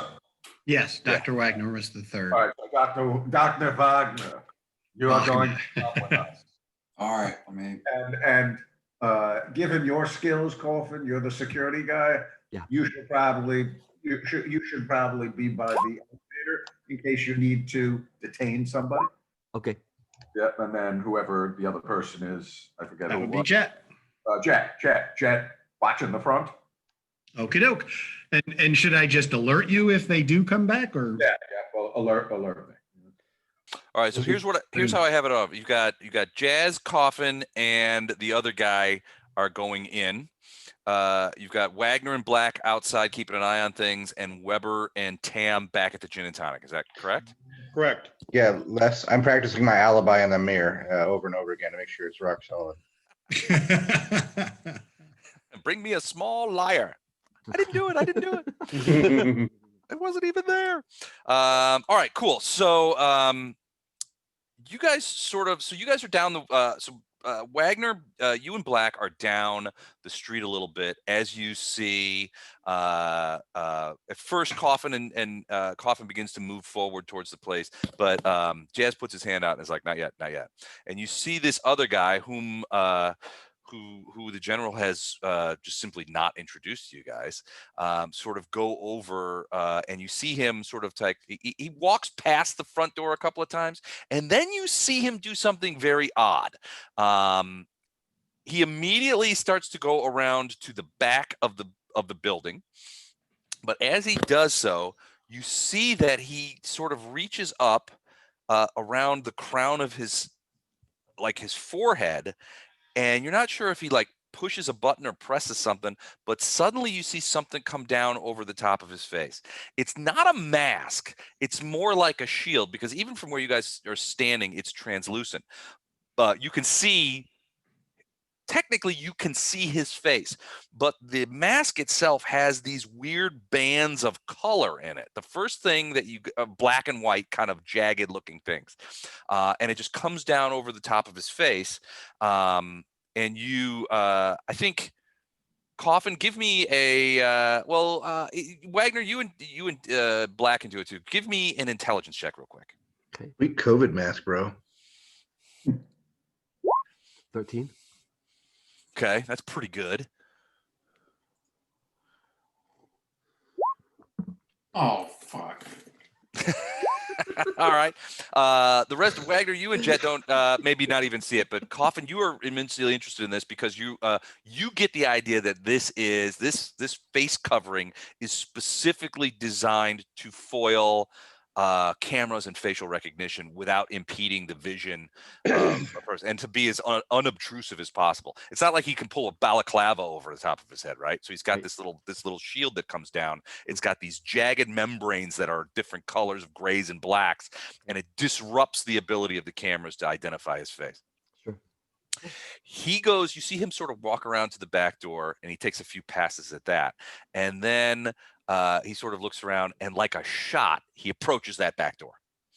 And you see, at that point, that he disgorges what looks to be some sort of little, it's a weirdly shaped tool case that he sort of flips open. You see him pull out some gadgets, plug into some things, and you see him go to work on this thing. And he's there for about 30 seconds or so. And then, quick as a blink, he pulls the cables, pops everything back, slips this thing down, puts this thing back in this jacket pocket that seems woefully too small to fit this case. And then very casually, with the shield still on, begins walking back towards you guys. About halfway back, you see him sort of like rub his shoulder and or rub his forehead, and that thing sort of like disappears. And you're thinking that it sort of swoops up back into his scalp, like it's some sort of cybernetic modification that he can engage and disengage at various times. He comes over. He comes over. You can see him as he's approaching. He gets to be about 10 meters away, and he's sort of like shaking his head and laughing. And he's like, "Sir, I don't know what you got yourself into, but that was a very interesting experience over there. Basically, this is what I did. I got your back door is disengaged. I've set up a few technical blockages within the internal video and audio recorders that are mounted in there. He's like, this is even more interesting than you described. I was intrigued when you told me about the countermeasures. Once I got inside it, boy, this is a very interesting place. And he goes on to warn you guys. He says, look, there's audio and video recording going on all the time inside that he has disabled, but he'll tell you flat out, you got maybe a half an hour before the autonomous circuits are going to kick back in, restart the whole system, and turn back on everything. So maybe a half an hour. So you're going to want to move pretty quickly. Second, the backdoor lock is engaged, but the same autonomous circuits are going to, he's put some blocks in place, but the same circuit, the same processes are going to restart that lock, and it's going to start running diagnostics. Again, you got about a half an hour before it relocks itself. You do not want to be inside when that happens. So he's like, I'll see you at the other location, and he takes off.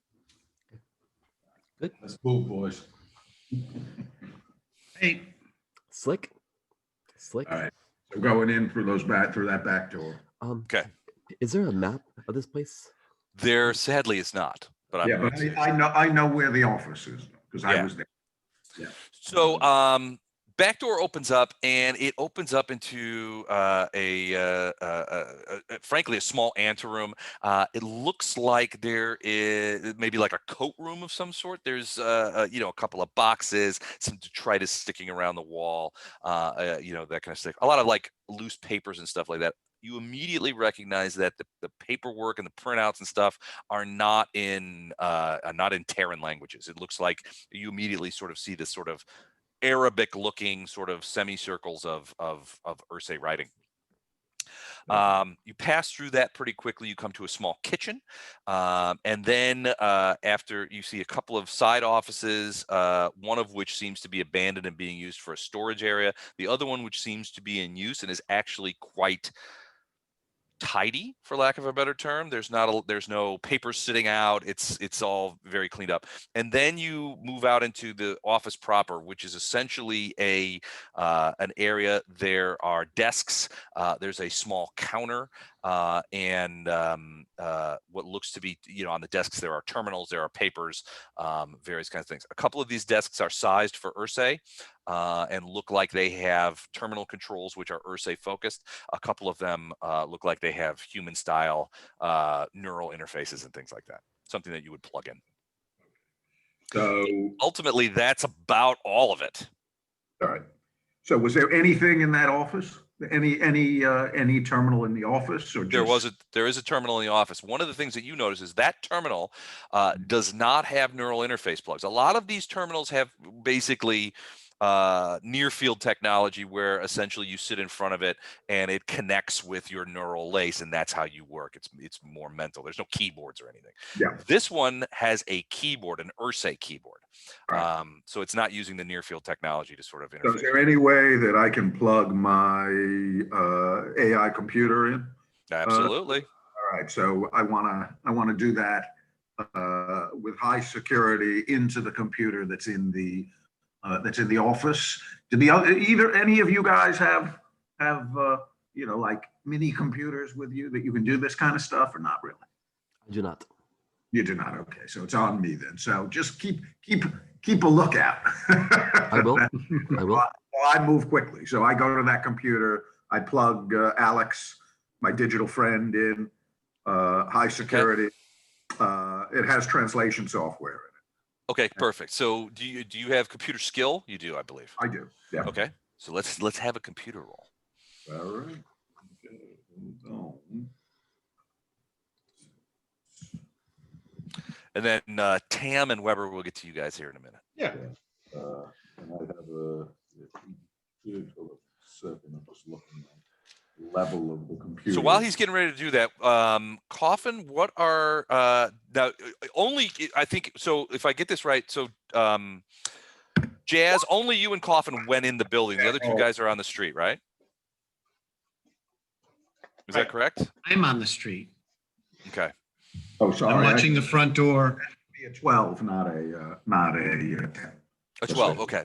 Intellect 2. So. Okay. So it's actually the security on this computer is quite difficult, just like the sort of security that you found out there. It takes you a little bit to sort of interface in, but you do manage actually to sort of bull rush the security system and get into the file structure, and you begin to see, you know, so two things happen. One, you begin to, on your neural lace and on the terminal screen itself, you begin to see sort of a listing of all these files and your neural lace and Alec is automatically translating the file names. It's most of them are just strings of numbers that they don't have any particular names to them. But you also are alerted on the screen by a intrusion alert.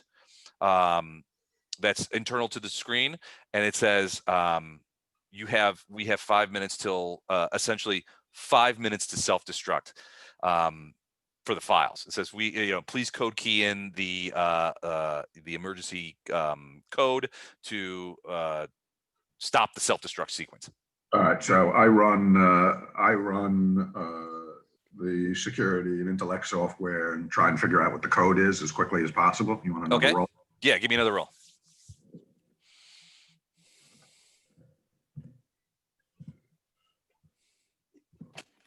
Come on, give me a good roll, please. Hey, what the hell?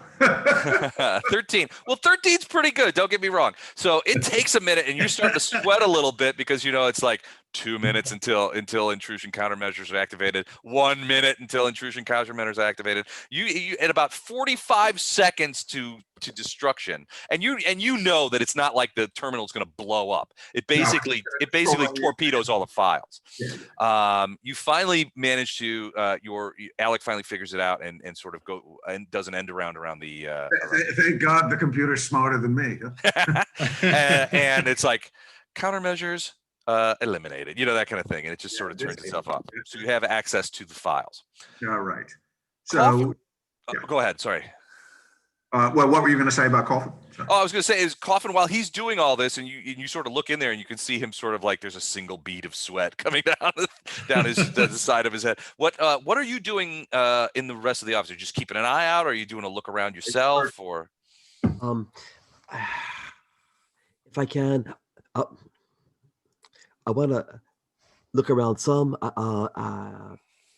First, I want to make sure that no one else is here. But are there files around, or is there a wall safe? Is there a trap door? Okay. There are files. Most of the desks have files on them, both printout, and you can see various kinds of data collection things. You flip through a couple of them, of the paper ones, and some of them are in Terran, and you can see that they are typically manifest lists, ship names, things of that nature. Basically, the sort of paperwork that you would find in an import-export office. I say look for anything that may smack of weapons or weapon sales or advanced ship technology sales. Sure. Okay. I nose around and I look for things that might have those keywords. But I just want to see if anything pops out at me. Okay. Tell you what, I'm going to take a look at your character sheet and see if there's an effective skill here.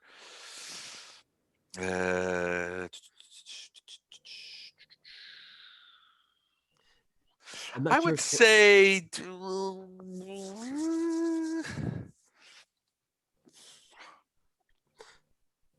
Don't say. Where's your skill set? Here, Les. Let me send you the latest version because I made it a bit more easier to access. Okay. I'll send that to you right now. Tell you what, give me a education check. Can do. My education That's your is, 5th one. Yeah, that's going to be my education is 13. So 13. Okay, that's great. So that's and plus 5. and my let me see, plus 5. 15. 15. Wow. Okay.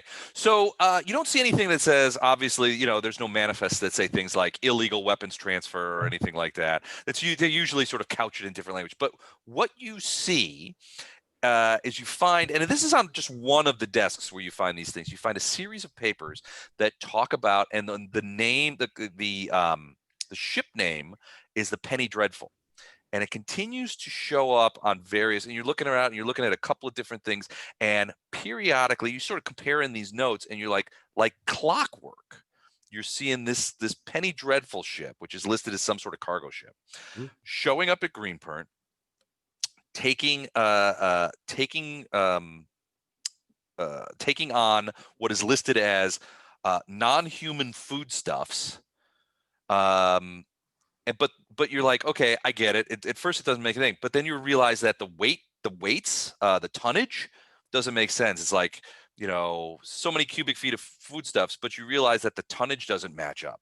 That unless these foodstuffs are made of like uranium, the weights and the volumes don't match up from the point of view of your eyes. You're like, this doesn't make any sense.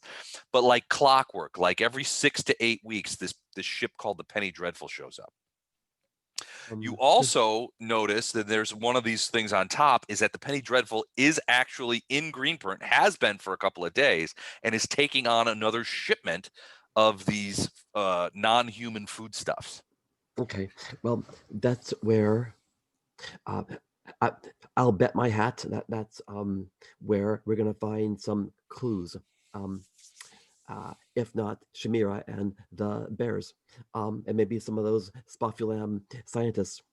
Maybe the other thing you notice is that behind the counter, there's various papers and some office supplies and things like that. But one whole end of the counter towards the wall is a large security cabinet, probably 5 feet wide and another 4 feet tall, and another 1.5 to 2 feet into the cabinet. And it looks like it has a pretty sophisticated locking system on it. Okay. You notified me about that? Sorry, Josh. Yeah. Josh, I'm having a hard time hearing you. I'm sorry. Yeah, you couldn't hear me? Can you hear me now? Yes, I can. Okay, yeah, I'm saying, so you notified me about that? I do. Okay, great, super. So I copy all of the files off of the computer that I'm looking at. Okay. All right, and do I uncover anything while I'm looking at it in the translation? Is there anything interesting? It doesn't seem to be. The only thing that seems, a lot of the files seem to be what you would associate with the normal operations of an import-export place. It's this section, and it's a pretty small section, to be honest with you, of these numbered files. And there's something about the numbers that they seem to be a code. It's familiar to you. You're not sure if it's a code or some sort of numerical marking system, but there's about 30 to 35 of these individual files. The one thing that as you look at them real quick, is something familiar about the coding system, but what you can see is that they are not numerically linear. It's not like 01, 02, 03. They're all different, although in some cases you do see that some of the codes have similar elements to them. Is there any, when I open the file, one of the files, what do I see?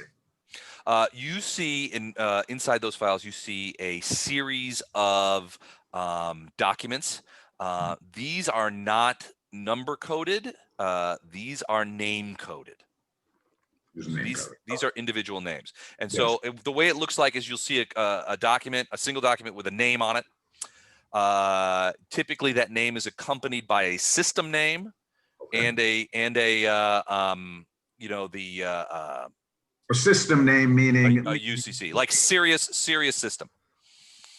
Yes. Or an employer name. Some of them have Spofulam. I copy all of these files. Okay. You're gonna examine them later. anything else yet, then we'll look when we get out of here because we only have like 23 minutes left. Right Okay. now. Okay. Yeah, it's about 30. You count them up. It's 33 separate files. Right. I got them. All right. And I look around. Anything else in the room? Anything in the desk there? okay. Nothing. The desk itself contains something. You do find a what looks to be a large automatic pistol in the bottom drawer of the desk that is loaded. It's a big. It's size for Ursae. So for us, it would be the size of a pretty substantive 357 Magnum. All right. I don't touch the gun. And by the way, I got gloves, so I'm not. Gotcha. Right. Okay. Hey, Jazz, I found a locked cabinet and I found some references to a cargo ship called the Penny Dreadful. It looks like there are some interesting irregularities in its cargo manifest. And let's discuss this when we're not on the We'll discuss clock. it when we get out of here, but good work. Good work. And I go over to where the cabinet is. It's an electronic lock.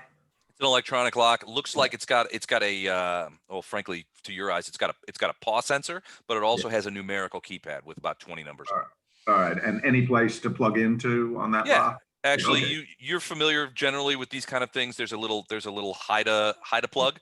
Here's another row. +9 with the computer. And that would be the security check. I would actually use the security check too. So. While we're waiting, I'd like Wagner and Black to give me an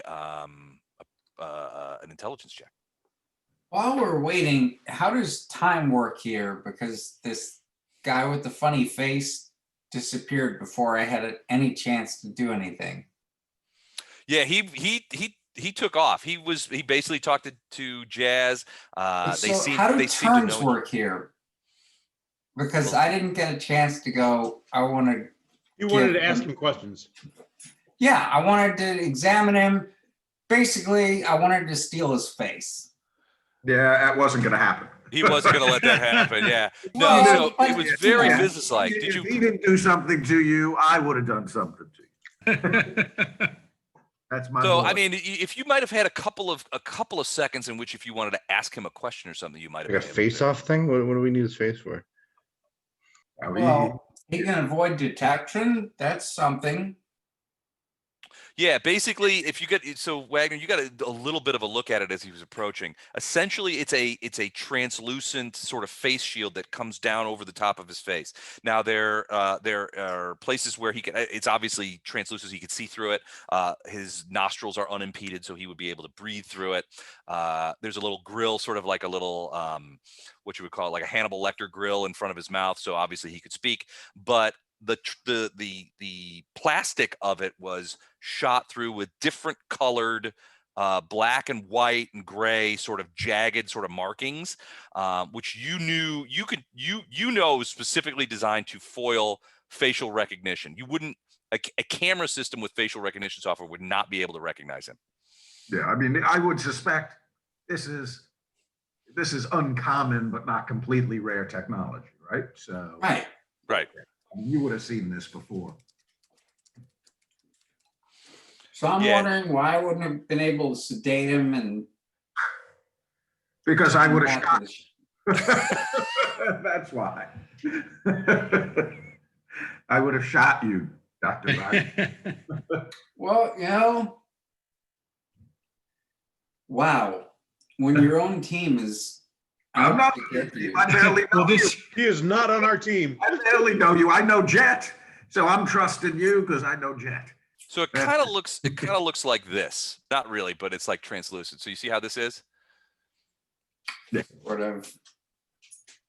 Yeah, so it's got those lines in it. It's basically anti-facial recognition. In this case, it's translucent so that you guys can sort of see his face, but it's not. It's essentially an anti-machine recognition system. It doesn't look like this. Makes sense to me. It kind of, yeah, a little like that. As I said, that's upside down. Either you were doing a Joker smile or it was an upside down mustache. All right, so Wagner, he would take off. Yeah, I mean, the impression you get from him, I get what you're saying, and we'll take time if you want to interact with other people as well. But this guy would be very much all business. He only talks to Jazz, and as soon as the job is done, he takes off. Was this a I know a guy situation, Les? It was indeed. Okay, well, so yeah, Andrew, then it's the same as if like we all turned on Palmer or started to question him too much.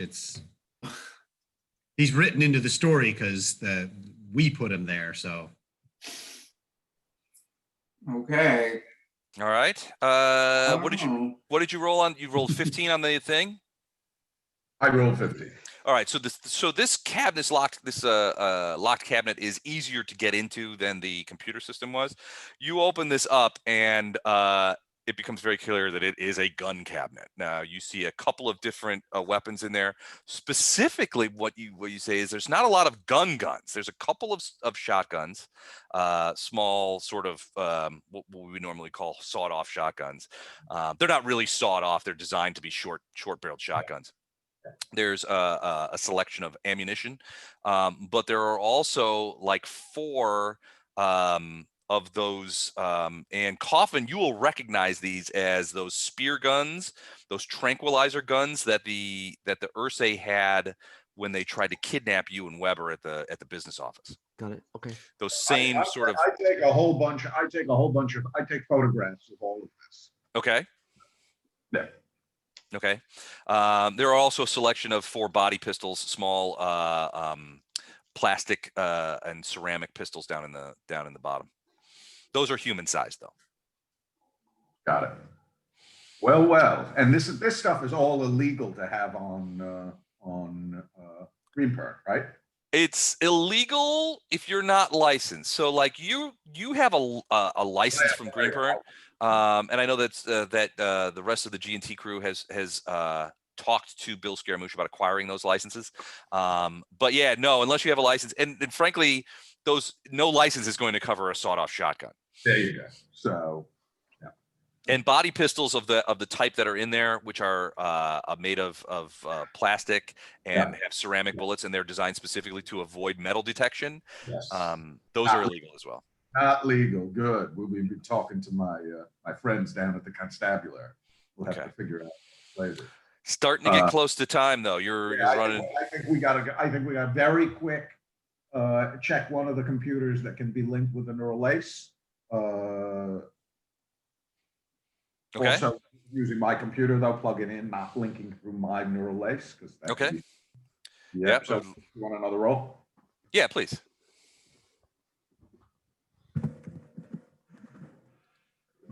Whoops! I really should copy roll 2d6. I can just add pluses. So this is also an 11. All right, finally I get a good roll. Jeez. 22. Yeah, you blast in here. Sadly, the material you blow through the security measures on this, which are very mundane. Not even close to the kind that you saw inside the primary office. It's mostly mundane import-export stuff. A quick scan through this, you sort of whip through it pretty quickly.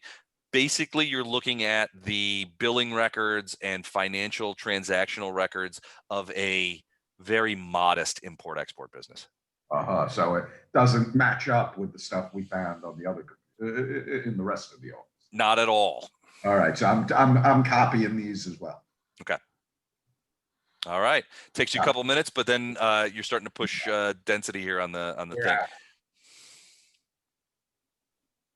We head. You guys head out. All right. Before you do that, Jet, you rolled a 4. Wagner, roll me an intelligence check, would you? Oh, for Technically, I rolled a 2. Yeah, that's a nice one. That's a natty 1 there. Thankfully, Dr. Wagner is keeping his eye on that. You're like staring off and looking at the thing. There's a hot dog vendor that you know down the way that you're giving a finger to. Wagner, you see down at the end of the block, you see what looks to be 2 Ursae. And as they're walking forward, you can see, and they're still probably 100 to 150 meters away, but you see them look over, and they obviously see you and Captain Black. They stop. They look over towards the office. The one Ursae goes to the other one, hits them on the shoulder, and they immediately turn around and start walking away. Okay. This is maybe 2 to 3 minutes before Coffin and Jazz come out of the office. So maybe 22 to 25 minutes after you've been there. Well, I relay this information to everybody as quickly Okay. as I can. Okay. So yeah, so those of you who have the lace on, and I guess this is everybody except for Coffin, you'll hear Dr. Wagner say, "Hey, a couple of Ursae just came up the block, saw us, made us, and then turn around and walk the other way." Great. And then Coffin, you and Jazz come out, and you see Wagner and Captain Black on the street corner. All right. Let's beat it. Yep. All right. Heading off. I tell them let's split up, and I tell them I give them an address around the corner from Kykbandirz's apartment. Okay. Yeah. And you guys are going to split up? Yeah, which is the same place that I told Bill. Yep. Gotcha. Okay. All right. So it doesn't take very long to get there. You do notice a fair amount more people on the street, I guess, for lack of a better term. It's not that it's I'm checking to make sure I'm not following. okay. Okay. Yeah. Give me a. This would be an education check. Yeah, it will be that plus my spycraft, right? So, Plus, yeah, or spycraft. Probably spycraft would be better. well, probably do they stack? They'd stack, right? They don't stack. They don't stack. Mm-mm. Let's do that. So whichever one you think is better. Yeah, they're equal. So.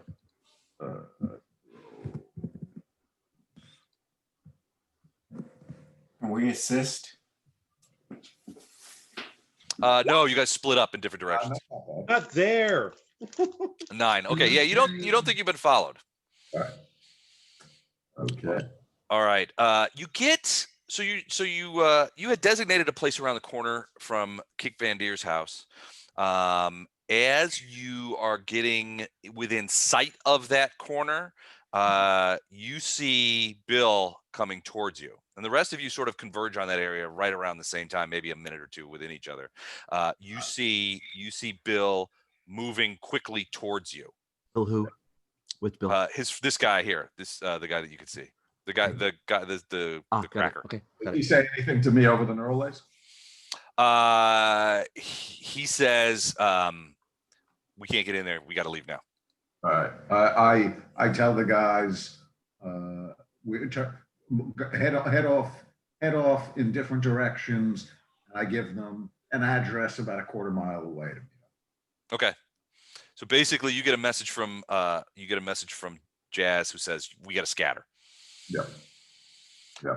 Bill comes up to you and begins walking next to you. He's talking with you on near field neural lace so that it's untraceable, and basically says, "Look, I got there. There's somebody in it, and now it's on fire."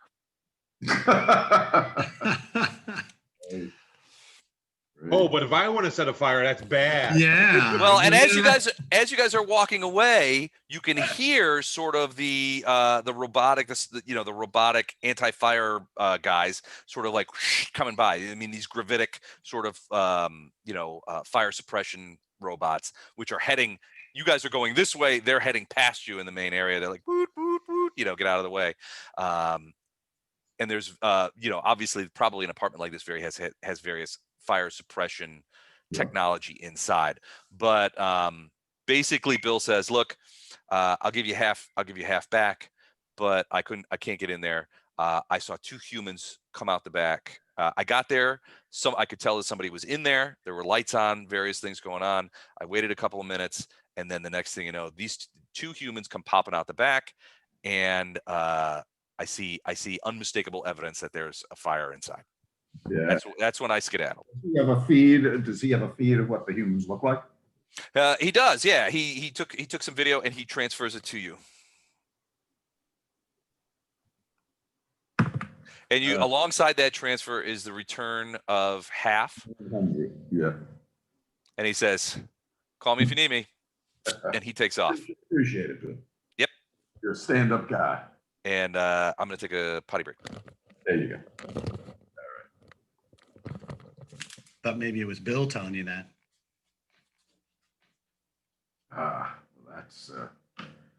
That's too bad, No, gentlemen. bills only say wee wee on the station. Doop-doop. All right, I'll be right back. I'm gonna get something to drink. Okay, then me too.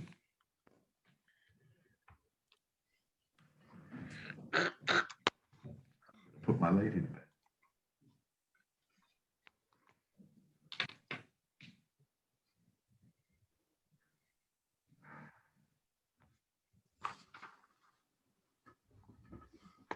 Don, how's life tr- tr- treating you? Pretty good. Good. Pretty good. I spent a big portion of this weekend helping my niece redo her front and back porch, which she has to finish before the company comes and puts siding on her house. Ah. She's got an old big house that really needs a lot of work. Yeah. So Nice. got lots of sun. Nice. Cool. Cool. Very good. Very good. Excellent. Excellent. Dan, how's life treating you? Dan there? No. Dan has stepped away. Dan's here, but he hates you, so he'll never talk to you. Lovely. All right, I'm back. Sorry about that. Oops, I'm sorry. I wasn't supposed to say. That's just me stirring the pot again. Good job, Don. All right. Go ahead, Excellent. Les. No worries. So, so you guys end up, you get a scatter message from Jazz, and you guys do. I'm assuming that at some point, either you want to that those guys will regroup somewhere, but in the meantime, you guys are going in different directions. Back at the Gin and Tonic, Tam, you're there with Weber. What are you guys doing? So you have those papers. I don't know if did you bring them all the way back to the G&T? Or No. did you dispose of them? I did take them back to the G&T. Okay. So you and Weber are back there. What do you do you do anything? Are you examining them in any way, or or are you just going to figure out a way to like feed them into the nuclear reactor? No, right now I want to find a way to study them. Okay. They're just documents, and they're in Terran. So, I mean, it's not like you would have a problem reading them. Essentially, what you're looking at are some frankly, you're a little bit surprised at how comprehensive these documents are. Basically, your names, UCCs, work and employment history, various kinds of things. There's also some interesting discussion of like potential weapons. Frankly, Tam, they don't come out and say that you're a shape changer, but there's some pretty strong hints that there's something going on that they don't understand about you particularly, because there's discussions of how there might be some indication that you are in two places at once. Some things don't fit. Some things don't fit. So there's a little bit of discussion of that. Frankly, the impression that you get from these documents is that these would be perfect. I got your message too, by the way. These would be the kind of documents that you would give to an assassin. Okay. It has movements, the berth where the G&T is. The interesting thing is there's no discussion at all of Jazz. But everyone else has a sheaf of information. Did they get my good side? Every side's your good side, Mr. Jix. That's right. Is there anything dissimilar from the documents we found in Bill's house? These are the documents from Bill's house. Oh, sorry. I thought you were talking about the documents we just. Do they seem? I'll do they seem like documents that would have been used to identify the guys before the shootout? Yes. Post, yes. Yeah. So there's no documents about you in there in the set. Yes. But there's a sheaf of documents about each of the other members of the G&T. Go. Hey, reading is fun, but can you maybe scan them, put it with your neural lace, and then shred these suckers before somehow we're implicated with this thing? Just carrying around in your suit pocket. If you asked him about it, he is going to destroy them. Probably, as far as you know.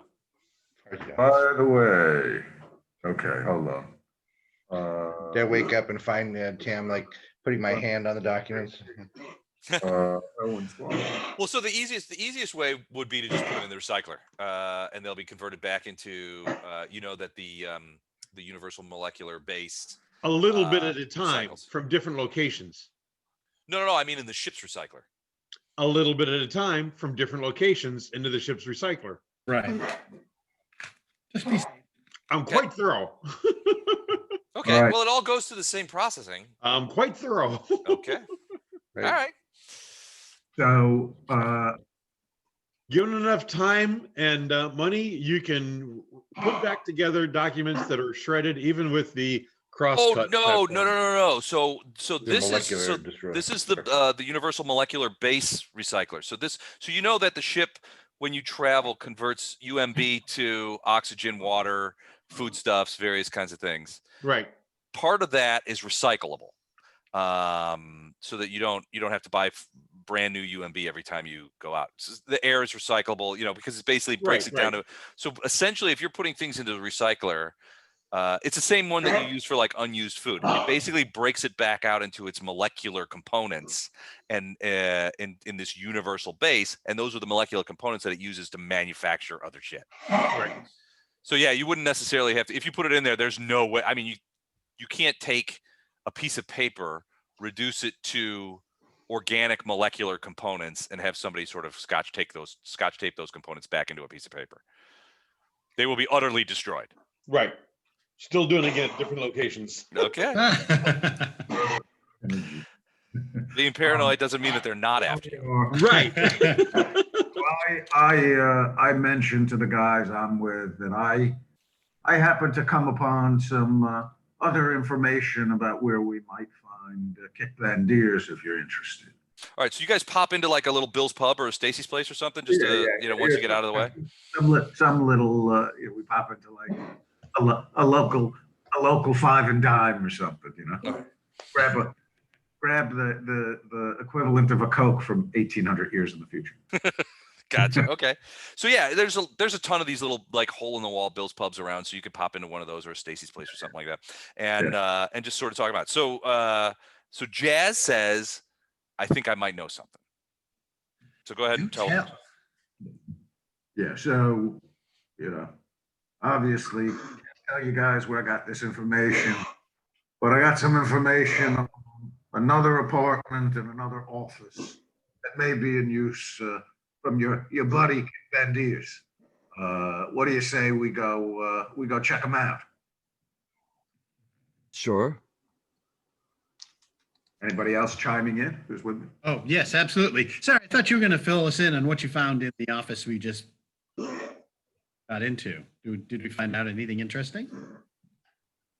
Got some interesting files, but not sure what they're telling me yet.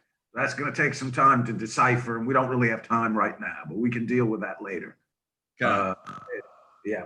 May be of use to you, maybe of use to me, maybe of use to neither, both, or maybe use to neither of us.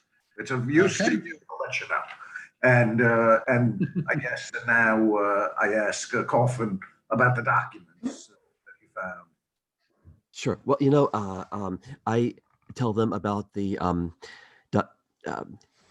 penny, the discrepancies in the manifest of the cargo ship Penny Dreadful, how there's they are apparently supposed to be transporting non-human foodstuffs, but the mass values are really off, and there's a regular cycle of this ship, the Penny Dreadful, coming to and leaving from Green Parent with some strange cargo that's, I'm gonna guess, is not really actually foodstuffs. Right now, the Penny Dreadful is in fact birthed at Green Parent. Yeah. Now, did you actually take the documents, or you just took photos of? I don't have a camera. So you took the documents. Okay. No, you know what? No, I did not. In You fact, did You're just I remembering. yes. Purely memory. So you have a good memory. How much of it do you remember? Can you give me exact details? Um, I tell you know I have a pretty good education, and I'm a reader. I can tell you what Les told me, which is that Yeah, he's got. I mean, he would have a pretty good memory of this. This is something that he would have intrigued his memory. So he would say he would probably have memorized. I mean, he's a security chief. He probably would have memorized the dates, that kind of stuff. So well, he would have it. what matters is that this ship, Penny Dreadful, comes and goes on a regular basis, and is currently docked here. Way too large for what they had claimed to be shipped. Right. I mean, what the relevant point is, it's a clue. We should check it out. That's the gamer point. The specifics. Come on, we're role playing. We got two possible leads then, this Penny Dreadful lead and Josh, whatever it is you found, right? Yeah. So, well, basically, we'll assume Eric told me about the differences in the weight and mass loads and everything. That's going to be important to me. So, Jazz, give me a either a computer check or an intelligence check. Coffin, give me an intelligence check. Yes, sir. Actually, Dr. Wagner, you and Black can give me an intelligence check too. A computer check will be much. Another one? Please. We got So many. You're doing so well at it. I hate to even. Wow. You might want to refresh your browser, I Andrew. think so. Ooh, 16 for Eric. That's awesome. This is a computer check here. Roll decently. There you 17. Okay. Tam, or I'm sorry, No. Jet. Yeah, Tam's not there. I know. I was hoping that by waiting, maybe my browser would get reset. There we go. 12. Okay. So, Jazz, as Eric, as Coffin is sort of explaining, what he's found and those kind of things, you're remembering some of those numbered files, and it comes to you like a shot. You're like, oh, that's what it is. So the numbers, the string of numbers, at least part of that string of numbers would be local date time strings. They're just not numerically set like you would normally see a year, month, day, hour, minute, second kind of thing where it would have the little things in front of it when you look at it normally. You're like, that's what those are. I knew they looked familiar. Those are date and times. So you do a quick comparison and you're like, tell me some of the dates that you remember. And you look back at the copied files and you can see that in at least a couple of instances, like 3 instances where Coffin can recall specific dates of transfers of cargo, there are corresponding files in the numbered files that you copied from the terminal in Kykbandirz's office. All right, I pop them open and take a look. All right. So one of them that he remembers, Doyle will say, this is probably, several months ago. But I saw that it was, a load of these foodstuffs. It struck me as being, that the ship's mass was much heavier than it would normally be compared to the volume. You find a corresponding file which has a name of a person, and like the dossiers that they saw in Bill Tiefling's office, it's essentially a corporate dossier. The person is a xenobiologist with a specialty in multi-phase bacterial life, and it's basically a corporate dossier. Then other files have locations, movements, and one specific file has a contract for a certain amount of money. It's a kidnapping file on contract. I'm not there, right? And this is dated about 11 months ago. So then I mean, it appears that Kykbandirz trading company is not only probably shipping out weapons, things like that, but also is engaged in kidnapping these scientists. Well, the files certainly seem to coordinate. You know, you have on one hand, you have a file that basically is a corporate dossier of a scientist. And the other file that that Coffin found essentially shows this sort of strange export of listed as non-human foodstuffs, and the timestamps coordinate. Timestamps coordinate. So possible to check in by neural lace with SB to see if this particular scientist disappeared at that time. You could certainly lodge a thing. He's not going to be able to get back to you right away. Yeah, It's going to take time to check it out. yeah. I would suggest I do that. Then I send it through neural lace. Okay. Information. Yeah, and I say to the guys, you know, so you were telling me about these kidnapped scientists. From everything that I can see here, this may be one of the scientists you either did or didn't know about. I say I'm having it checked out now. Got it. So that's one part of a mystery solved. Who do we want to let know about this? Well, I would suggest we wait until I get confirmation, and then we can have a discussion about it. Not going to change tomorrow, but we might also want to check out those two other locations that I found, or you know, up to you guys if you want to go to that area where it appears that a lot of the Ursae and their human allies look to have gone. Question for you. Did you guys get a departure date for when the ship's supposed to bail head out of the station again? It seems like prior to that would be a good time for intercession, because we're not an armed ship. It's not like we're going to be able to hijack them in deep space to I don't know. cargo. Yeah. You could probably Scaramouche might be able to come up with the manifest, and I mean, you know that you guys have had to provide that kind of information when you've left systems. All right, yeah. So that might be something. If I'm aware of the situation, that's what I would do. He'd been arguing, but I think Jazz's thoughts is right. We need a little more information before we start dialing up other folks and involving them. Yeah. I know Scaramouche as well. I forget. You do not. No. I do, but I You know. did meet him at the bar. Very senior guys of the constabulary, right?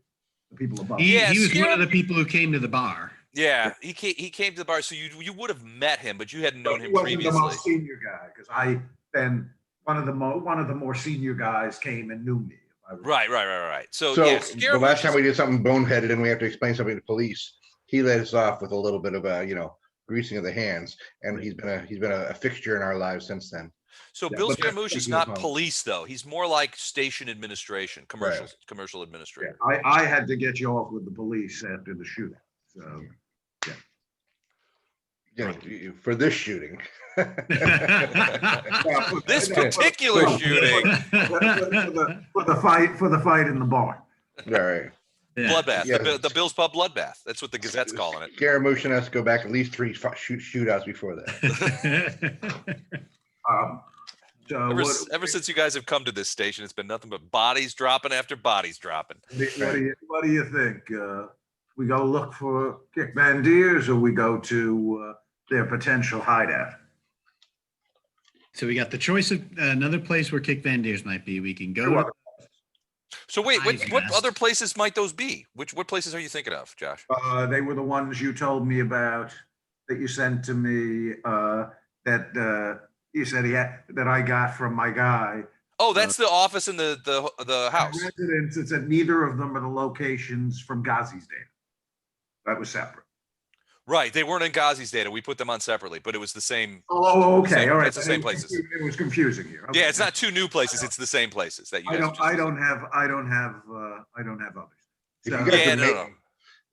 whether you left information in the hour, clues in the office or not that were there, you guys, one of us was made outside the office, right? So they know that we're closing in on their trail. Yeah, that's probably why they burned down Kykbandirz's apartment.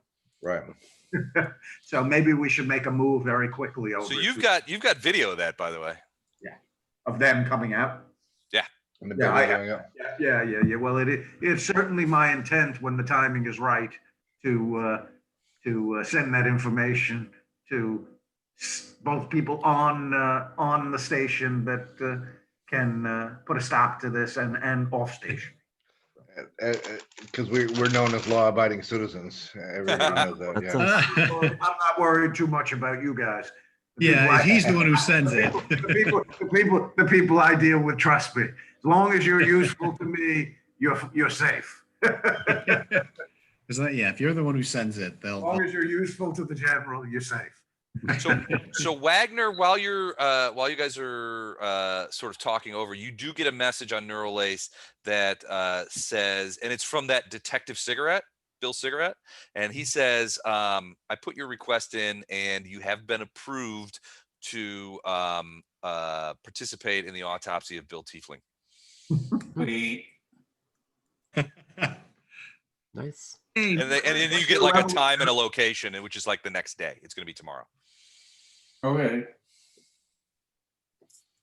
all right. So Josh, what is this other place that we No, should? there isn't. It was confusing. Les sent me something earlier Send him an email, today, yeah. and it looked like there Oh. were 2 other locations, but there weren't. It was just So a they're- miscommunication. Okay, so we got nowhere else no other leads there other than the Hive or? Yeah, we have the Hive. Well, you got the Hornet's Nest. You got CD Stacy's. Do you want to look at that video? We got that Penny Dreadful now. Oh, the video of the 2 men coming out. The 2 men coming out of Kykbandirz's Yeah. house. We want to see that video. Yeah. Okay, you're But, gonna. okay, so maybe we should get the whole group together though. Why don't we head back to the? By the way, I have something. I have, and I can show them the video actually because I have cyber audio and video myself, but I also have. What Did is we do that back at the G&T with the whole group? what is it called? It's called Las Vegas. Hold on, I'm looking at this. Give me one sec. Yeah, I mean, it depends on how much time we want to give up. Times Square. Oh, got it. Yeah, that's going to be on that. Only you can see that. Only I can see Times Square. Okay. You could play the video on Alex or Yeah. on one of the vid screens back Yeah, at the that's G&T. what I do. So we look at the video before we head back to the G&T on Alex while sitting at the table nursing our ginger ale. Okay. You don't recognize either of the 2 guys, although one of them is they look pretty seedy, and one of them is a really large guy, but none of you at the table recognize them. Okay. They're both humans, though, not Ursae. All right. I also send a copy of the video off to my guy, asking him to do a little search, let us know Okay. who they are. Are they And both male, Les? you might want Both male, to. yeah. Right back. Do you guys trust this Bill Scaramouche? As much as More we than talk you. about Greenpert, yeah, I would say he's a solid citizen to us, and we have similar friends. So You don't let's think say we're partly on a similar payrolls. you don't think he potentially set you up? No, well, I don't, but if you can find something that says something differently, then I don't trust the motherfucker. So we probably shouldn't send him the video of the 2 humans who most likely burnt the building down, right? Because if he's in cahoots with your enemies, even if he's trying to make you feel like he's helping you, then that could get back. that could be. But I felt it was more like his boss was in the pocket of people. So I mean, let's put it this way: what is the downside of sending it to him? He either tries to kill us or frame us again, or maybe he ponies up some. No, they know then that we had video of the 2 of them, and they know that we can set them up. Yeah, they might try and take you out, or they also might go to whoever they need to, who they've bribed, who they've paid off, so that we can't do anything about it. I mean, They're already doing most of that stuff. Yeah. I mean, honestly, I want to get this part resolved. We have other So could Boosh get back to us faster than my guy, Les? Check your messages. Oh, okay, here we go. Your guys already got back to you, apparently. All right, so that's that one. Now this guy gets back to me pretty fast. So I've already sent off the video of the two guys. So I said, let's leave Scaramouche out of this for a moment because he's probably not really happy with you guys right now. And my guy should be able to get back to me. And in fact, he just got back to me on that xenomicrobiologist. And yes, the timing looks to check out. He may have been on that ship being shipped off by the Ursae. Don't like this at all. Yeah. Oh, and he said it recently did some ground. Okay, got it. You know, we might actually talk to our Spoffilam contact. Yeah, I was about to say the same thing, Matt. This seems like that makes the most sense. Hey, Tom. We have another meeting coming up with her, but do I have another way to contact her, Les? I'm actually not meeting with her. Yeah, I mean, you guys can. Yeah, you have contact information for her. You can get a hold of her. Yeah, I'm absolutely. I mean, we don't know where our schedule is compromised, but she's the only one she set the schedule. She's the only one who knew where we were going to be. So I don't want to meet with. Yeah, but how about we set it up this time then? Just sure. If you feel gutsy enough to meet with us again. All right, so you're sending Wen Yamazaki a message. Yeah. What is that message? Because she's not information. Okay. Need to meet. Okay. And give her a place and a time. This time we won't be ambushed. My place, midnight. Yeah, hello, baby. Bring some Netflix. Bill's Tavern, obviously, at 0900 tomorrow, or something like that. Right. So just heard back from my guy on the two arsonists. No information there. So if you guys are comfortable sending this information to Bill Scaramouche to see if he knows anything. Let's wait till we talk to Spoculon. Yeah. So did you guys go back to the G&T? Well, now we will. Yeah, Okay. they haven't yet. Okay. But if the general doesn't want to hang around with us, that's cool. But we're going to head back now. Well, I've done what I can at the moment. So Okay. we've gotten some information. I mean, you're welcome to come back with us, but I know it'd be best if you have some plausible deniability with it. Yeah, I'm okay with this, and I've had some dealings with Spoffulum myself in the past, so wouldn't mind sitting in on this meeting. So yeah, that'll be tomorrow morning. Yeah, so we're not going to go to the Hornet's Nest. No, let's talk to Spoculon first. Yeah, I'm metagaming. Might need a little backup, if you know what I mean. Hmm. But they might be able to provide that. Yeah. Hey, Tom. Okay. All right.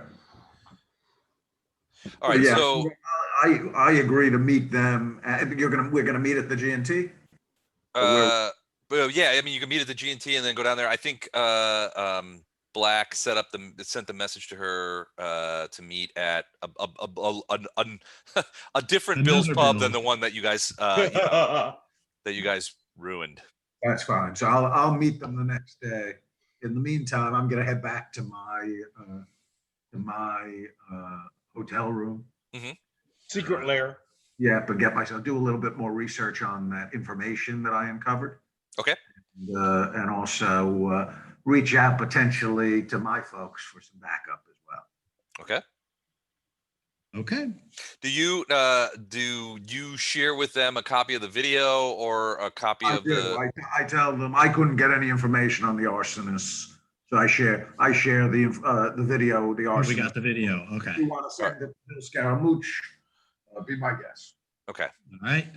All right. So you guys get back to so Jazz takes off, heads for his hotel room with a hearty good night after all the crimes that you've committed today, and and you guys get back to the G&T where Thanks Weber for and your help on the breaking and entering. thanks for all the B&E. I'll get bailed out, but you. So you guys get back to the gin and tonic, where Weber and Tam are having a scotch and talking over all this stuff. And Yeah, I want some of that. okay, and No. scotch is poured. And do you mention the video to Tam and Weber?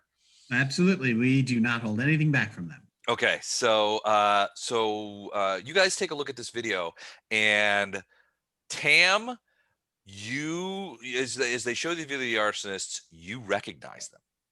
It's Bill Narragansett and Big Bill, The two guys I followed into that bar one time. the two guys that you followed into CD Stacy's.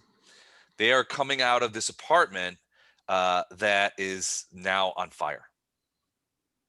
Oh, and they hang out at CD Stacy's, huh?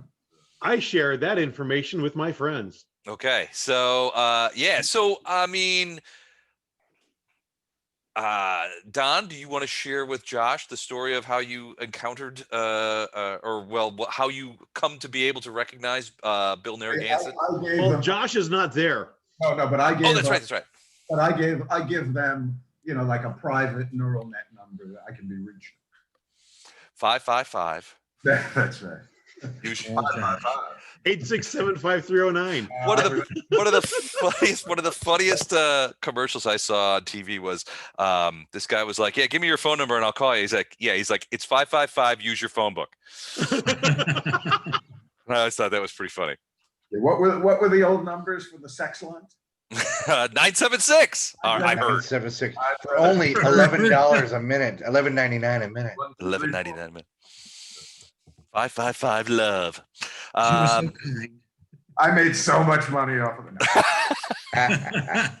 And then you sold my credit card number, you bastard. Miss some Cleo Russians. told me when I called her. All right, so Tam, you recognize this is Big Bill and Bill Narragansett coming out of the back of this apartment, which I think Wagner and Black will say, look, this is what Jazz said was Kykbandirz's apartment. And that they're the arsons. They are the arsonists. It's definitely them. I mean, Tam's, you're like, yeah, that's Oh, them. yeah, it's them. Do we know anything else about them, or you just followed them? I just followed them. I followed them to, I saw them at CD Stacy's, then I followed them to the drug house. I didn't stay long enough to see them leave the drug house, correct? Okay. You did not go into the drug house. You actually went, I think you went into CD Stacy's, had a drink or two, Right. sort of watched them. And what you saw was these guys were sort of sort of had a table in the corner, and you saw what to your eyes was sort of a parade of various people coming either handing them They were collecting protection money. Yeah, that's what it looked like to you, is that they were collecting protection money or doing some sorts of deals, but it was more than one person. Right. And it really looked like it was their booth. Yeah. Like the way they went to it, nobody, it was there already. Right. Yeah. But did I not follow them to the drug house after that? You did. They went inside the drug house after that, and then you were reluctant to follow them into the drug house. And I didn't stick around long enough for them to come out. I left shortly after. Yeah. So that's basically everything I know about those two guys, is that they are they're definitely connected. They're the ones who touched up Bill Tiefling before his death too. Yeah. They're the ones who beat him up. Well, yeah, that's what I mean. Bill Tiefling told you that is basically he gambles, and he had gotten in Dutch with these guys because he had borrowed money. Very deep. Yeah. Yeah, and part of the reason that how you guys weren't sure how this was working out, but Tiefling owed money to Narragansett and Big Bill. Narragansett and Big Bill said, "Okay, if you do this favor for us, set us up. We'll knock off part of your bill." So Right. that's why Tiefling was like keeping you in there. But you've never seen Bill Narragansett and Big Bill in the company of any Ursae. The only connection that you now have made is them coming out of Kykbandirz's apartment after setting it on fire, which is sort of a strange connection to make. I would love for us to be able to talk, ask these people some questions, I just can't do it by myself. So These people, as in the two bills? the two bills. Do you, yeah, okay. Do we want to try doing that on our own, or do we bring in Scaramouche at this point? Well, we could, do we want to pre-call him before we've have two more bodies that I think we have to explain? Exactly. Well, man, I gotta Hey, be wanna honest let with you you. know there's gonna be some bodies at this location soon. Anonymous tip is all I'm telling you. For 20, so you guys have only given Scaramouche a grand total of like 20 grand in credits in cash, by the way. So you've been dropping bodies all over his station, and now you're alerting him to crimes that you're going to commit. We're like the pre-crime commission. Yeah. I've fallen in with some geniuses. We could, okay, what we could do is ask Scaramouche about these two bills to see what he will tell us about them. $1 bill and $5 bill. Yeah, I'm pretty sure we know. And see if he plenty will about him. Go ahead. warn us not to I like do that anything $5 that's bill. gonna bring the the mafia down upon us. Right. We can let him know, hey, we've got a lead both on the killing of the other bill. Too many bills. They're all bills here. There's never too many bills. Yeah, there's a As few. well as, We've done our best to clear out the inventory a little bit. There's Yeah. a lot fewer Yeah, bills than there were yeah, before you guys yeah. showed up at this station. But that's because they only, the Bill and Stacy are actually last names. It's like. There we go. It's the second name. That could be. But anyway, we can let them know we've got a lead on that, as well as another crime that has nothing to do with this, but we think they're involved in it. Do you want to take these leads, or should we just send them directly to the normal Authorities. You're authorities? asking Yeah. me? We'll bypass them if he wants us So to. you calling them on voice? What choices do I have? All right. Well, you could just send him a message like you did with Wen. So Wen wouldn't answer a call, but Bill Scaramouche might and has. I mean, when you called him about Bill Tiefling's Oh, body. yeah. So I at would- least I would recommend we call him, but ask to meet in person. Yes, I'm agree. I'm in Yeah, agreement. you sure you want to let them know that we were, like breaking, don't. Have they notified me of this? You guys notified me? I don't think they have. I have not. Last time we talked, you said it was okay to send this video to Bill Scaramouche. You didn't have Yeah, well, yeah, but hopefully you're not going to tell them how you got it. No, of course not. Yeah. We'll just say we got a He lead. gave it Do you to us. want to have the lead or not? A concerned citizen provided it to us. Exactly. concerns. One of those anonymous calls I hear so much about. Yeah. We were about to break into the house and they came out lighting it on fire. Yeah, what is that about? I mean, come on. Well, given what you're sharing at Bill Tiefling's house. We Which happen to was, and let's keep an eye on this. This was only like 6 to 8 hours ago that you called him about Bill Tiefling.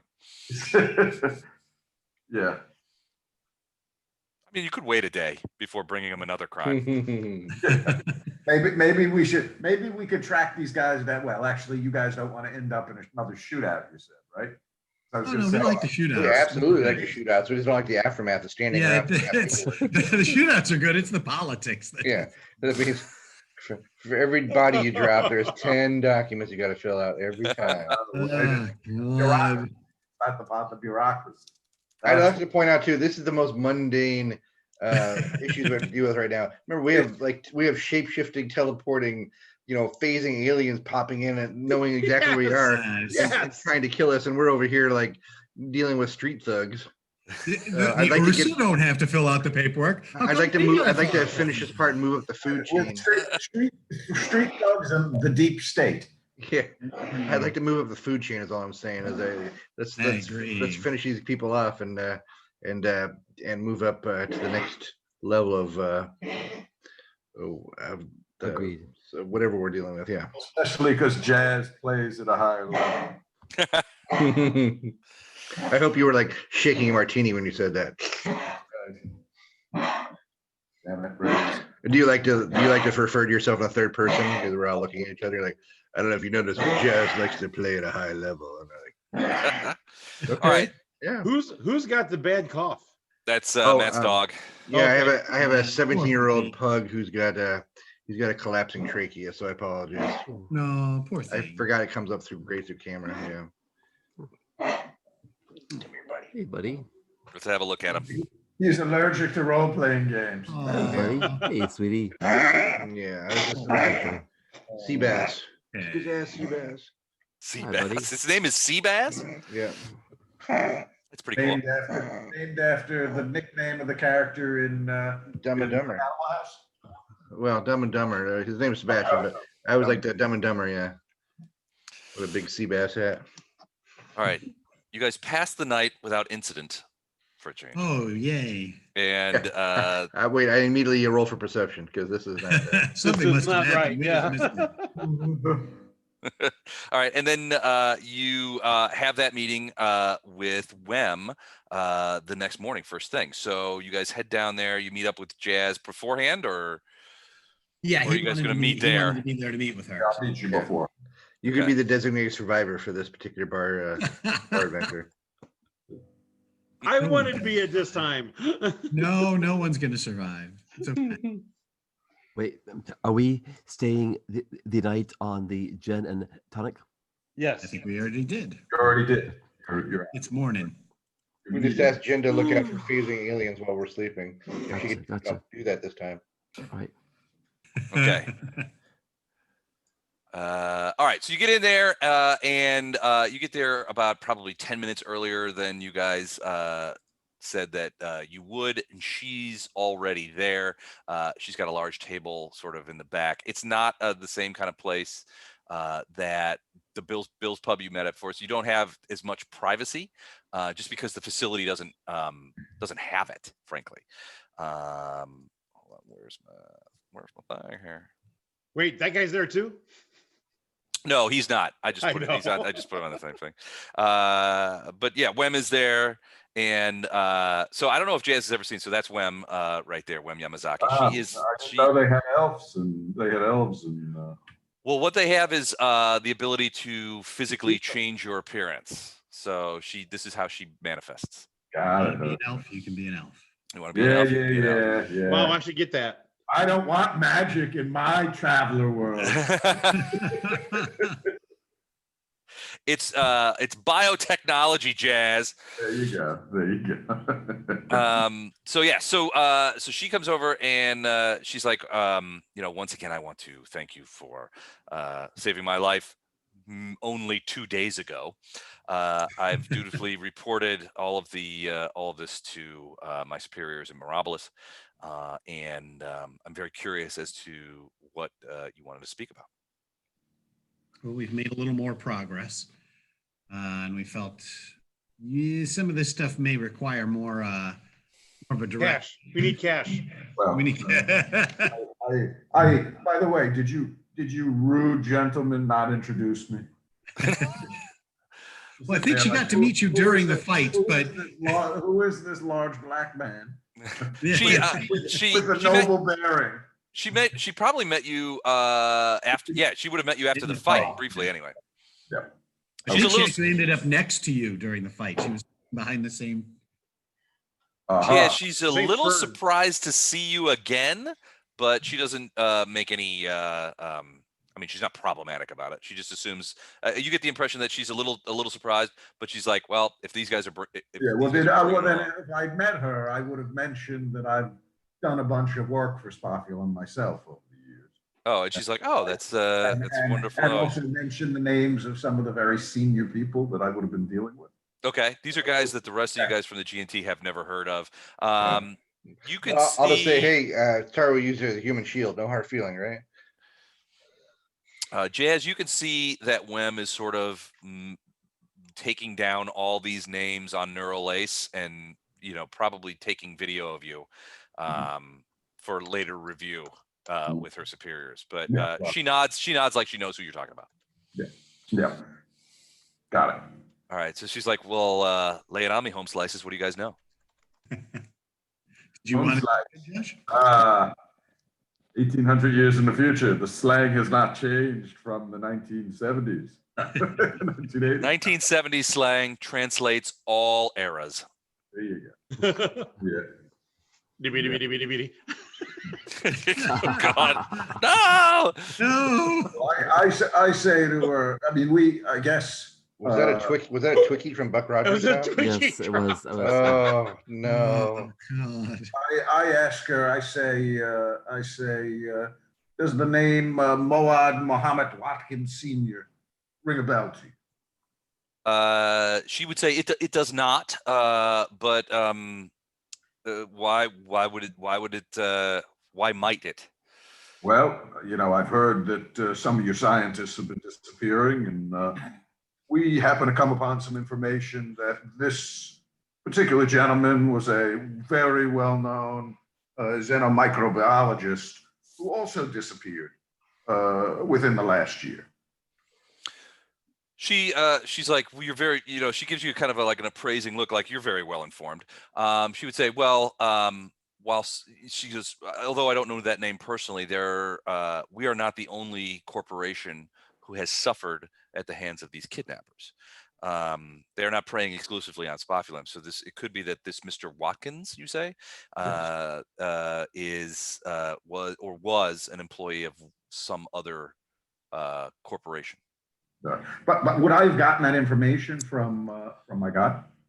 Yeah, I just didn't have time to think of a corporate name. Okay, yeah, okay. So if I had known that, I probably would have brought it up, but mentioned it to her in a different manner. Yeah, he wasn't a spophylum employee. He worked for a different sort of biomedical firm. Get in touch with the other corporation as well. Yeah, absolutely. It was Big Grapefruit was the corporation. Big Grapefruit Corporation, yeah.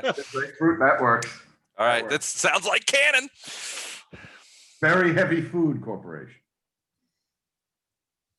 All right, he works for Big Grapefruit. Yes, that's one of our competitors. They specialize in microbiology.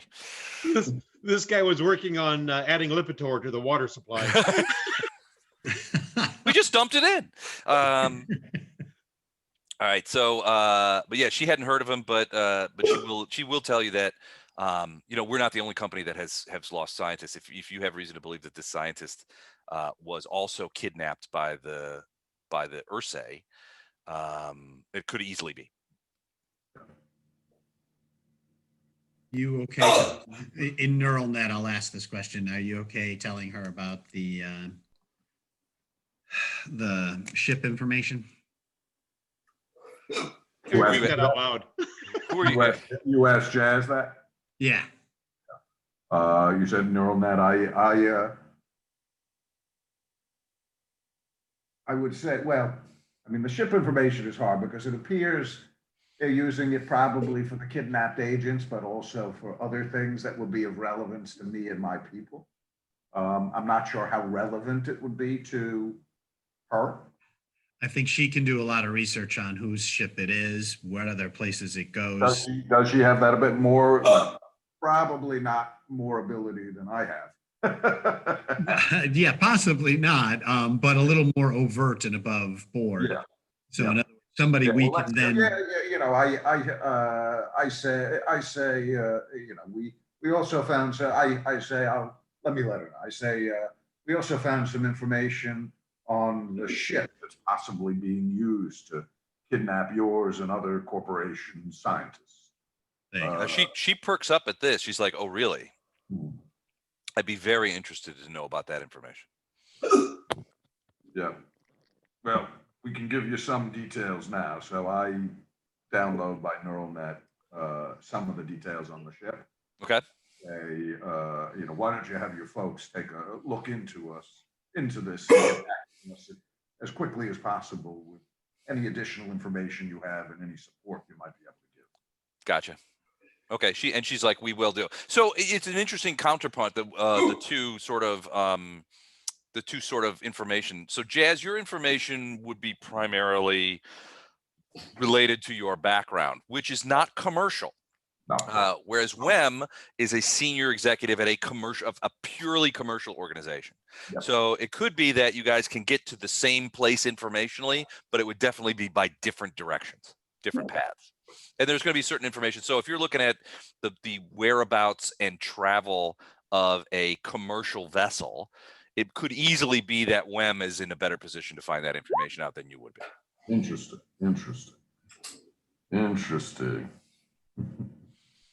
So Andrew, what's the question? No question, just expelling air. Okay. Gotcha. All right, so she's like, let me talk to my people back in Mirabilis, and maybe we can get a handle on if this is a commercial vessel that you're talking about, this Penny Dreadful. We should be able to connect it with a registrar and a home system, and once we have that, we at Spofulum have lines and resources that we can look and see what we can figure out as far as seeing where the ship has been and if it coordinates with some of the information that you seem to have acquired. And I say, because me and you boys may need some support on this. Okay, Yeah, that's exactly why I wanted to tell her. Good.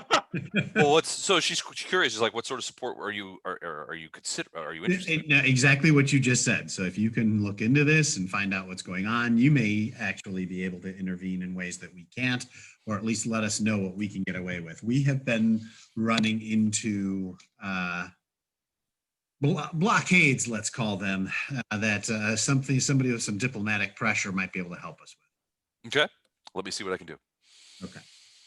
Is there anything else that you want to share with me?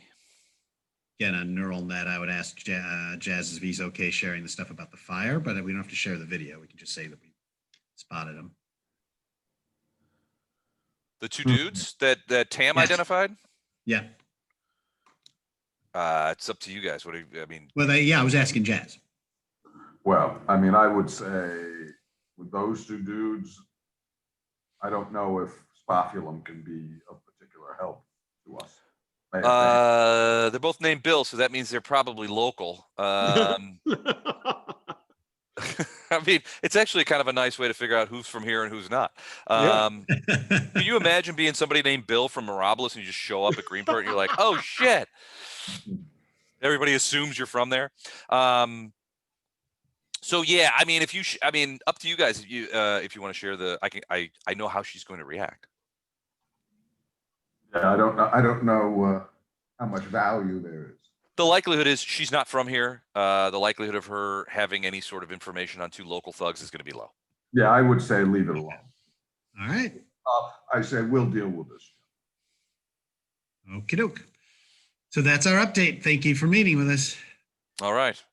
Just so you guys know, I have to leave the system the day after tomorrow. If there's any other updates between now and then, please let me know via neural net. We can meet again. We'll meet here. This is I've looked into this place and instituted some security measures. And she sort of glances over and you see somebody at a different table, and without even looking, they've got a cup of tea in their hand and he just raises it sort of as a thing. Jazz, you don't necessarily recognize this guy, but you certainly recognize the type. Got it. This is former military street samurai. These guys are a dime a dozen in most populated systems. They're heavies, and they're usually assigned to corporate bodyguards, protection. These are guys that have done. He's there. Oh, does it look like there are any others in the? Not that you can see. This is the only one that alerts you guys. He doesn't even look like he's looking at you. But your guess is that there's a lot of ways to look at people that don't necessarily use eyes. Sure. So she makes it clear that that's probably personal bodyguard that she's decided to get after being, a participant in a bloodbath. Yeah. Not that he'll be much help against really good professionals. Maybe not. He's probably armed though. Yeah. I nod my head back. Okay. He puts the coffee cup down and goes back to reading his tablet. All right. So, and she gets up and says, all right, like I said, I'll be here for the next couple of days, but then I have to go back to Mirabilis. I have some meetings I have to attend in person for corporate. Please let me know if you leave the system, and I can meet you in other areas if we need to. All righty. All right. And she takes off, and about 5 seconds after she gets near the door, you see the guy with the teacup up and over. He's about 6.5 feet tall, looks like a slab of meat. It's probably grafted muscle, but you can also see the weirdly swinging jacket that is indicative to you guys who have military training of somebody carrying a concealed weapon inside of their jacket. Looks like something out of yeah, it's like their jacket has an anchor in the pocket. Yeah, exactly. Yeah. Unless, so I don't know if I told you this, but I learned that there apparently for FBI agents that are just graduating Quantico and become FBI agents, there was a tailor outside of Quantico, Virginia, who specialized in tailoring suits so that their shoulder holsters Hide the wouldn't- guns. Yeah, it would hide the guns. And so there was tradition for these guys back in the 70s and 80s, these newly minted FBI agents, to go to this guy and get like a suit made, which was going to be their work suit that could conceal their guns. Yeah. I always thought that was pretty cool. All right, so she takes off. It's maybe 10ish. You guys can grab a little breakfast if you want, or or you can go and commit some more crimes, whatever you think. I like to have breakfast before my crime. I think on a day when you're going to commit crimes, a good, solid breakfast is important. A really good way to begin the day. Well, we didn't begin it with a meeting. If you're gonna go do some B&Es, you don't want to just have a bowl of Cheerios and a glass of orange juice. You need that solid bacon, eggs, maybe some flapjacks. You're gonna need the calories.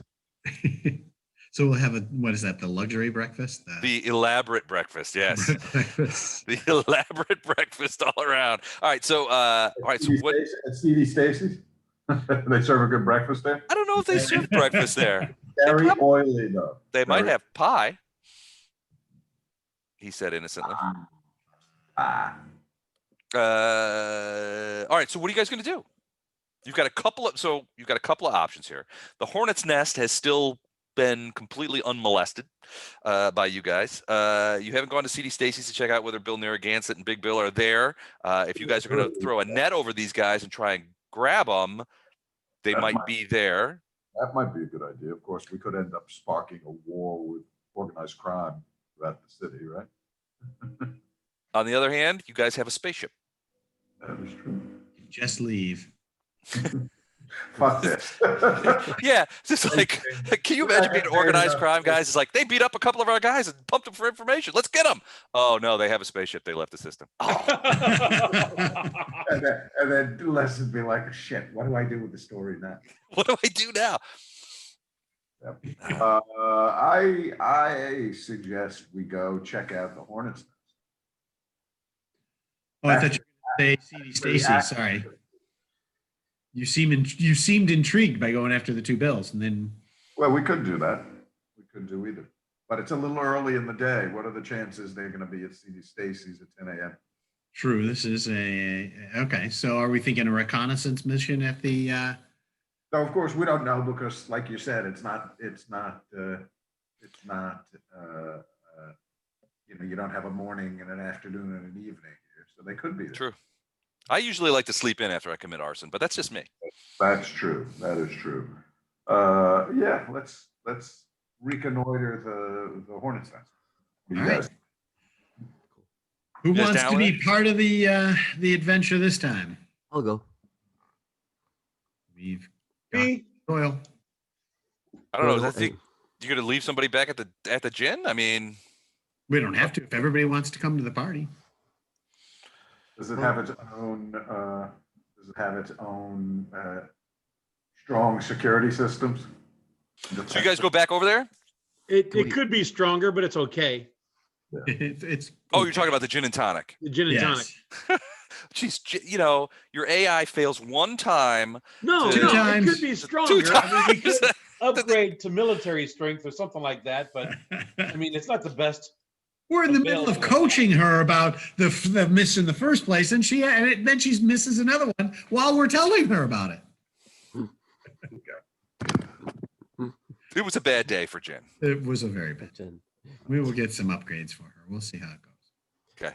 But in the meantime, if everybody wants to come with, we all come to the party. I'll go. All right. I'll be right back. Wagner, you in?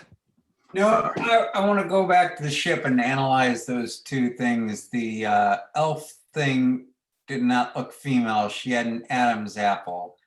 And then the other one with the face. Did that turn you on? It totally turned me off. I was going, wow, those are some nice boobs, but man, that Adam's apple is.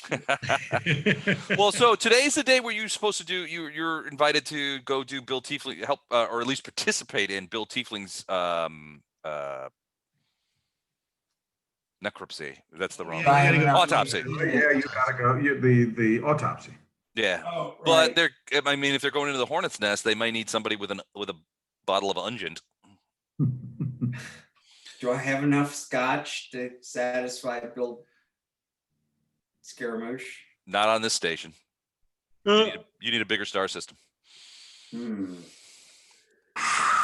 Would he be satisfied? I don't know. with It's your one? depending on how long you guys take at the hornet's nest. The autopsy's not till later on the afternoon. You got probably 5 or 6 hours. we got plenty of time to kill these guys.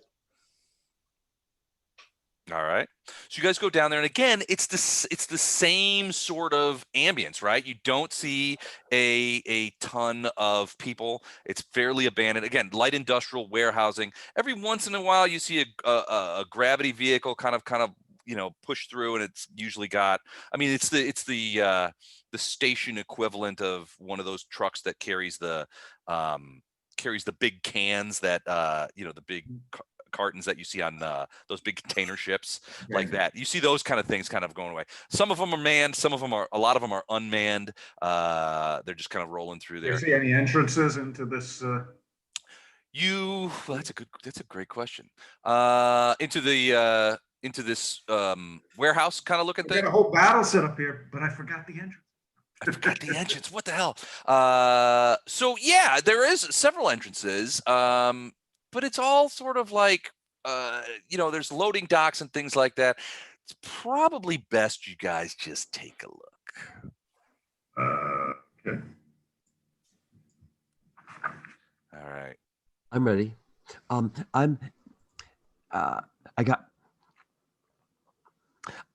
bringing a sidearm. I realize I probably can't bring my carbine. Sure you can. Well, You could I bring have it, to. but you don't have a license for it. I have a license for it, You have a license for it? but I don't want to just stroll through town carrying a carbine. Well, I mean, you put it under. I mean, carbines are relatively small. Yeah, I mean, medium size. I mean, you're talking about. I mean, think about it like from the point of view. I don't know if. I mean, something like it's a pistol caliber weapon. So I'm Just thinking carry something like a Ruger PC-9. Yeah. Just carry Or- a space lacrosse case across the spaceport. Whatever space sport that is around the same size as your weapon. Okay. Yeah. So I'm thinking of something like, and here, just let me show you what I got in mind here. What was that game they played in Battlestar Galactica? The bocce ball or whatever. Right. Yeah. I'm thinking about something that looks a little bit like this. So it's pistol Yeah, caliber, yeah. but it's got a submachine gun air to it. Mhm. That's about what I had in mind for Betsy too. Yeah. Yeah. So it's not a Betsy. submachine gun. It's a semi-automatic, but and pistol caliber, but yeah, it's concealable. Is I guess my point. Okay. And you know what? Looks like a small automatic rifle, right? Yeah, kind of. That's what it looks like. It's just not automatic. Great. Yeah. I'll wear a coat and I'll just have it under my coat. Shoulder holster. Yeah, kind of a shoulder sling kind of hanging down. Sling, Yeah. Sling, yeah. Okay. So you guys get I don't know if you can see this. Can you guys see this map? Yep. Yes, Okay, yes. so you guys come down here. It's basically a old warehouse. There's a lot of like junk piled on around outside. You can see there's a little sort of like what this looks like was some sort of maybe air raft or gravity vehicle parking bay. You can see that here is a larger door, sort of like a for those those grav vehicles that you've been seeing around. There's a larger sort of garage door here, and then a smaller person door here. I don't know if you guys want to take a lap around the building. Yeah, good idea. Yeah, this thing is a little wheeled vehicle. It's obviously defunct. Several of the wheels are missing. You haven't seen a lot of wheeled vehicles in this station. Generally, it's mostly gravitic vehicles. Overwhelmingly, just don't see. And all these boxes and stuff, we dig through them. Yeah, I mean, if you want to pop through them, they're just trash. I mean, they're mostly empty. Some of them have packing material in them, stuff like that. Doesn't seem to be anything of value in them. Yeah. And then, go ahead. I was just gonna say, we're gonna take a wander around the building, guys? Sure. Okay. Without moving your characters, I'll say there's a couple of doors, like person-sized doors, up in this area over here. Hold on, you can't see that. So like here and here. Where? Uh, We can't see it. you should be able to see it. You're These picking are- right by the trees. You see my Oh, circles? okay. I Yeah, see. they're not trees. These are pallets of old Oh, yeah, pallets with okay. stuff on them. And then one right here. There's a couple of human side doors. There's another sort of garage style door over here, but it's obviously disused because there's like a little wall next to it that sort of blocks it off from the main thoroughfare kind of thing. From a thoroughfare, see this area here? There's like a little. Is this like concertina wire or something around the edge? Is this Yeah, it's like a little concertina wire fence. It's not sharpened. It's just it wouldn't wound you. It's just a irritant, and it goes around the whole of the thing. But it only goes about 3 feet above the ground. I mean, you could probably step over it. Oh, you can hop over it, yeah. Yeah, it's to keep other vehicles from like getting in there. It's kind of half-assed. You go around the other side, you will see a couple of other doors on the back over like here. They're actually not doors. They're boarded up windows, closed windows with these big metal shutters. And the same over on this side. There's a door, but it's up a set of, you can see these like a little set of stairs right here. Oh, you can't see that because I'm on the wrong level. But right here, you see there's like a little set of stairs that goes up about 6 feet, and there's a little door right here. That another one looks access. like the most likely access. But it looks, yeah, I mean, other than that, it looks unattended. I mean, you don't hear anything inside. You don't see anybody moving. All the windows are shut. There's no light coming in out from it. But all the doors and windows are closed, and any windows that you would see are also like they have metal shutters on them. All right, I want to stealth my way over to the door up here. Okay. Take a listen at the door. All right. That would be what kind of check would that be? Probably an intelligence check. Sure. I mean, we don't have anything like perception or anything, so I guess that would be sensory. Oh, but you know what I have? There's a thing. Oh, that's initiative. Sorry. All right. What about the rest of you? You guys Yeah, just I kind of like. get an 11. Okay, that's pretty good. Yeah. So at first you're like, it's pretty darn quiet in there, and then you hear something, which sounds like a low growl. And then what sounds like, and to your military mind, it sounds like somebody pulling the bolt back on a gun. Chunk, chunk. All right. All right. We all hear this, or just No, just him. Although he might let you know that he hears something like that on Lace.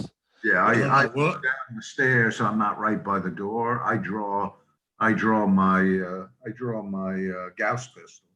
Okay. And keep my look, and then I notify them on Lace what I heard. Are you asking for help? Am I asking? I'm more saying, sounds like if we enter this building, we may be encountering some trouble. Okay. So it sounded like it was right near that door. No, it sounded deeper in the building. Deeper in the building. Okay. Yeah. So not by the door. All right. So it wasn't like they somehow did but did it sound, I mean, would I think that maybe they had seen us on camera or something? It's possible. Uh-huh. So I look around to see if I can detect any cameras around. Give me an intelligence check. Another one. Yeah, you're doing two different things.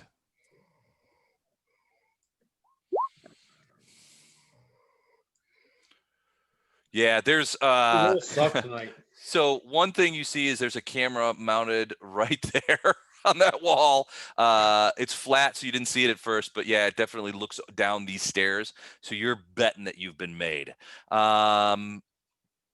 That's all you see over there on that side of the building. I love how well are lined up at the wall, like a wall over here. Right. Yeah. Yeah, so I'm trying to think whether I should yank the cable or whatever it is out of that camera. It's flat mounted in the wall. It looks it's actually the reason that you didn't see it at first when you went up there was it's very cunningly disguised as sort of, and like it's a newish camera, but it's been like sort of like it's got like it's been discolored. The housing's been discolored, so it To make it blends look- in with the rest of the building. And Hidden in there. yeah,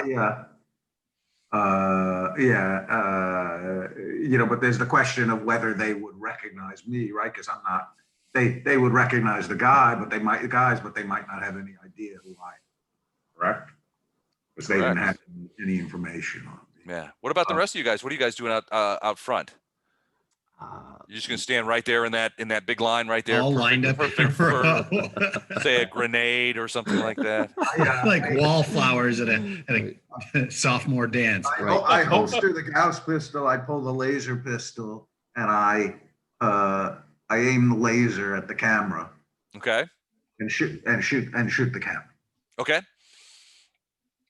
Unless I hate to mention it, but it is midnight or 1 a.m. Oh, geez, it is. Okay. I'm losing it, guys. I'm so All right. sorry. So do we want to stop here at the point where Jazz? Yeah, before we start a combat. Just before Okay. we start a combat. Yep. All right, where Jazz shoots. So the next thing you know, you hear over everything. He's just like, "There's a camera over here," and you hear bzzzt, the shot, the unmistakable sound of a laser pistol shooting a camera out.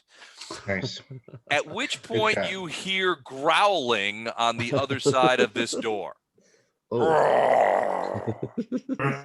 And that's what Hey, we're Ursae. starting. That's what we're starting next time. Thanks, guys. It was fun. All right, this is awesome. Thank you, guys. Hey, Les, listen to that hold music link I sent you. I sent it to I you. will. I'm gonna copy that and check it out right now. I'm gonna have to see if I I can was going to say, include it. instead of your group B, maybe one of those Sundays we can play Traveler the second time. Could happen. Everybody is right now. The votes are leaning for B team for November, but I'm open to anything. Les, you see my note? I was like, why go to B team? Let's go to D team. Come on. Yeah. It's like, Call it yeah. Cthulhu. That's all I need is to come up with another campaign. I've only got 17 campaigns going. Hey guys, I'll talk to you later. Bye. See you guys. All right, bye. Thanks. Right. Bye, everybody. Hey, thank you. You don't have to do one-offs in Cthulhu. You kind of self-select yourself out of Cthulhu. That's true. You die so quickly. It's not really a campaign per se. I was remembering the Knights at the Dinner Table, and they did Call of Cthulhu. They were rolling up investigative journalists that were illiterate for personal protection. They couldn't be exposed to read anything and go insane because they didn't know how to read. All right. All right, guys. I'm gonna stop Good the night. recording. Adios. All right.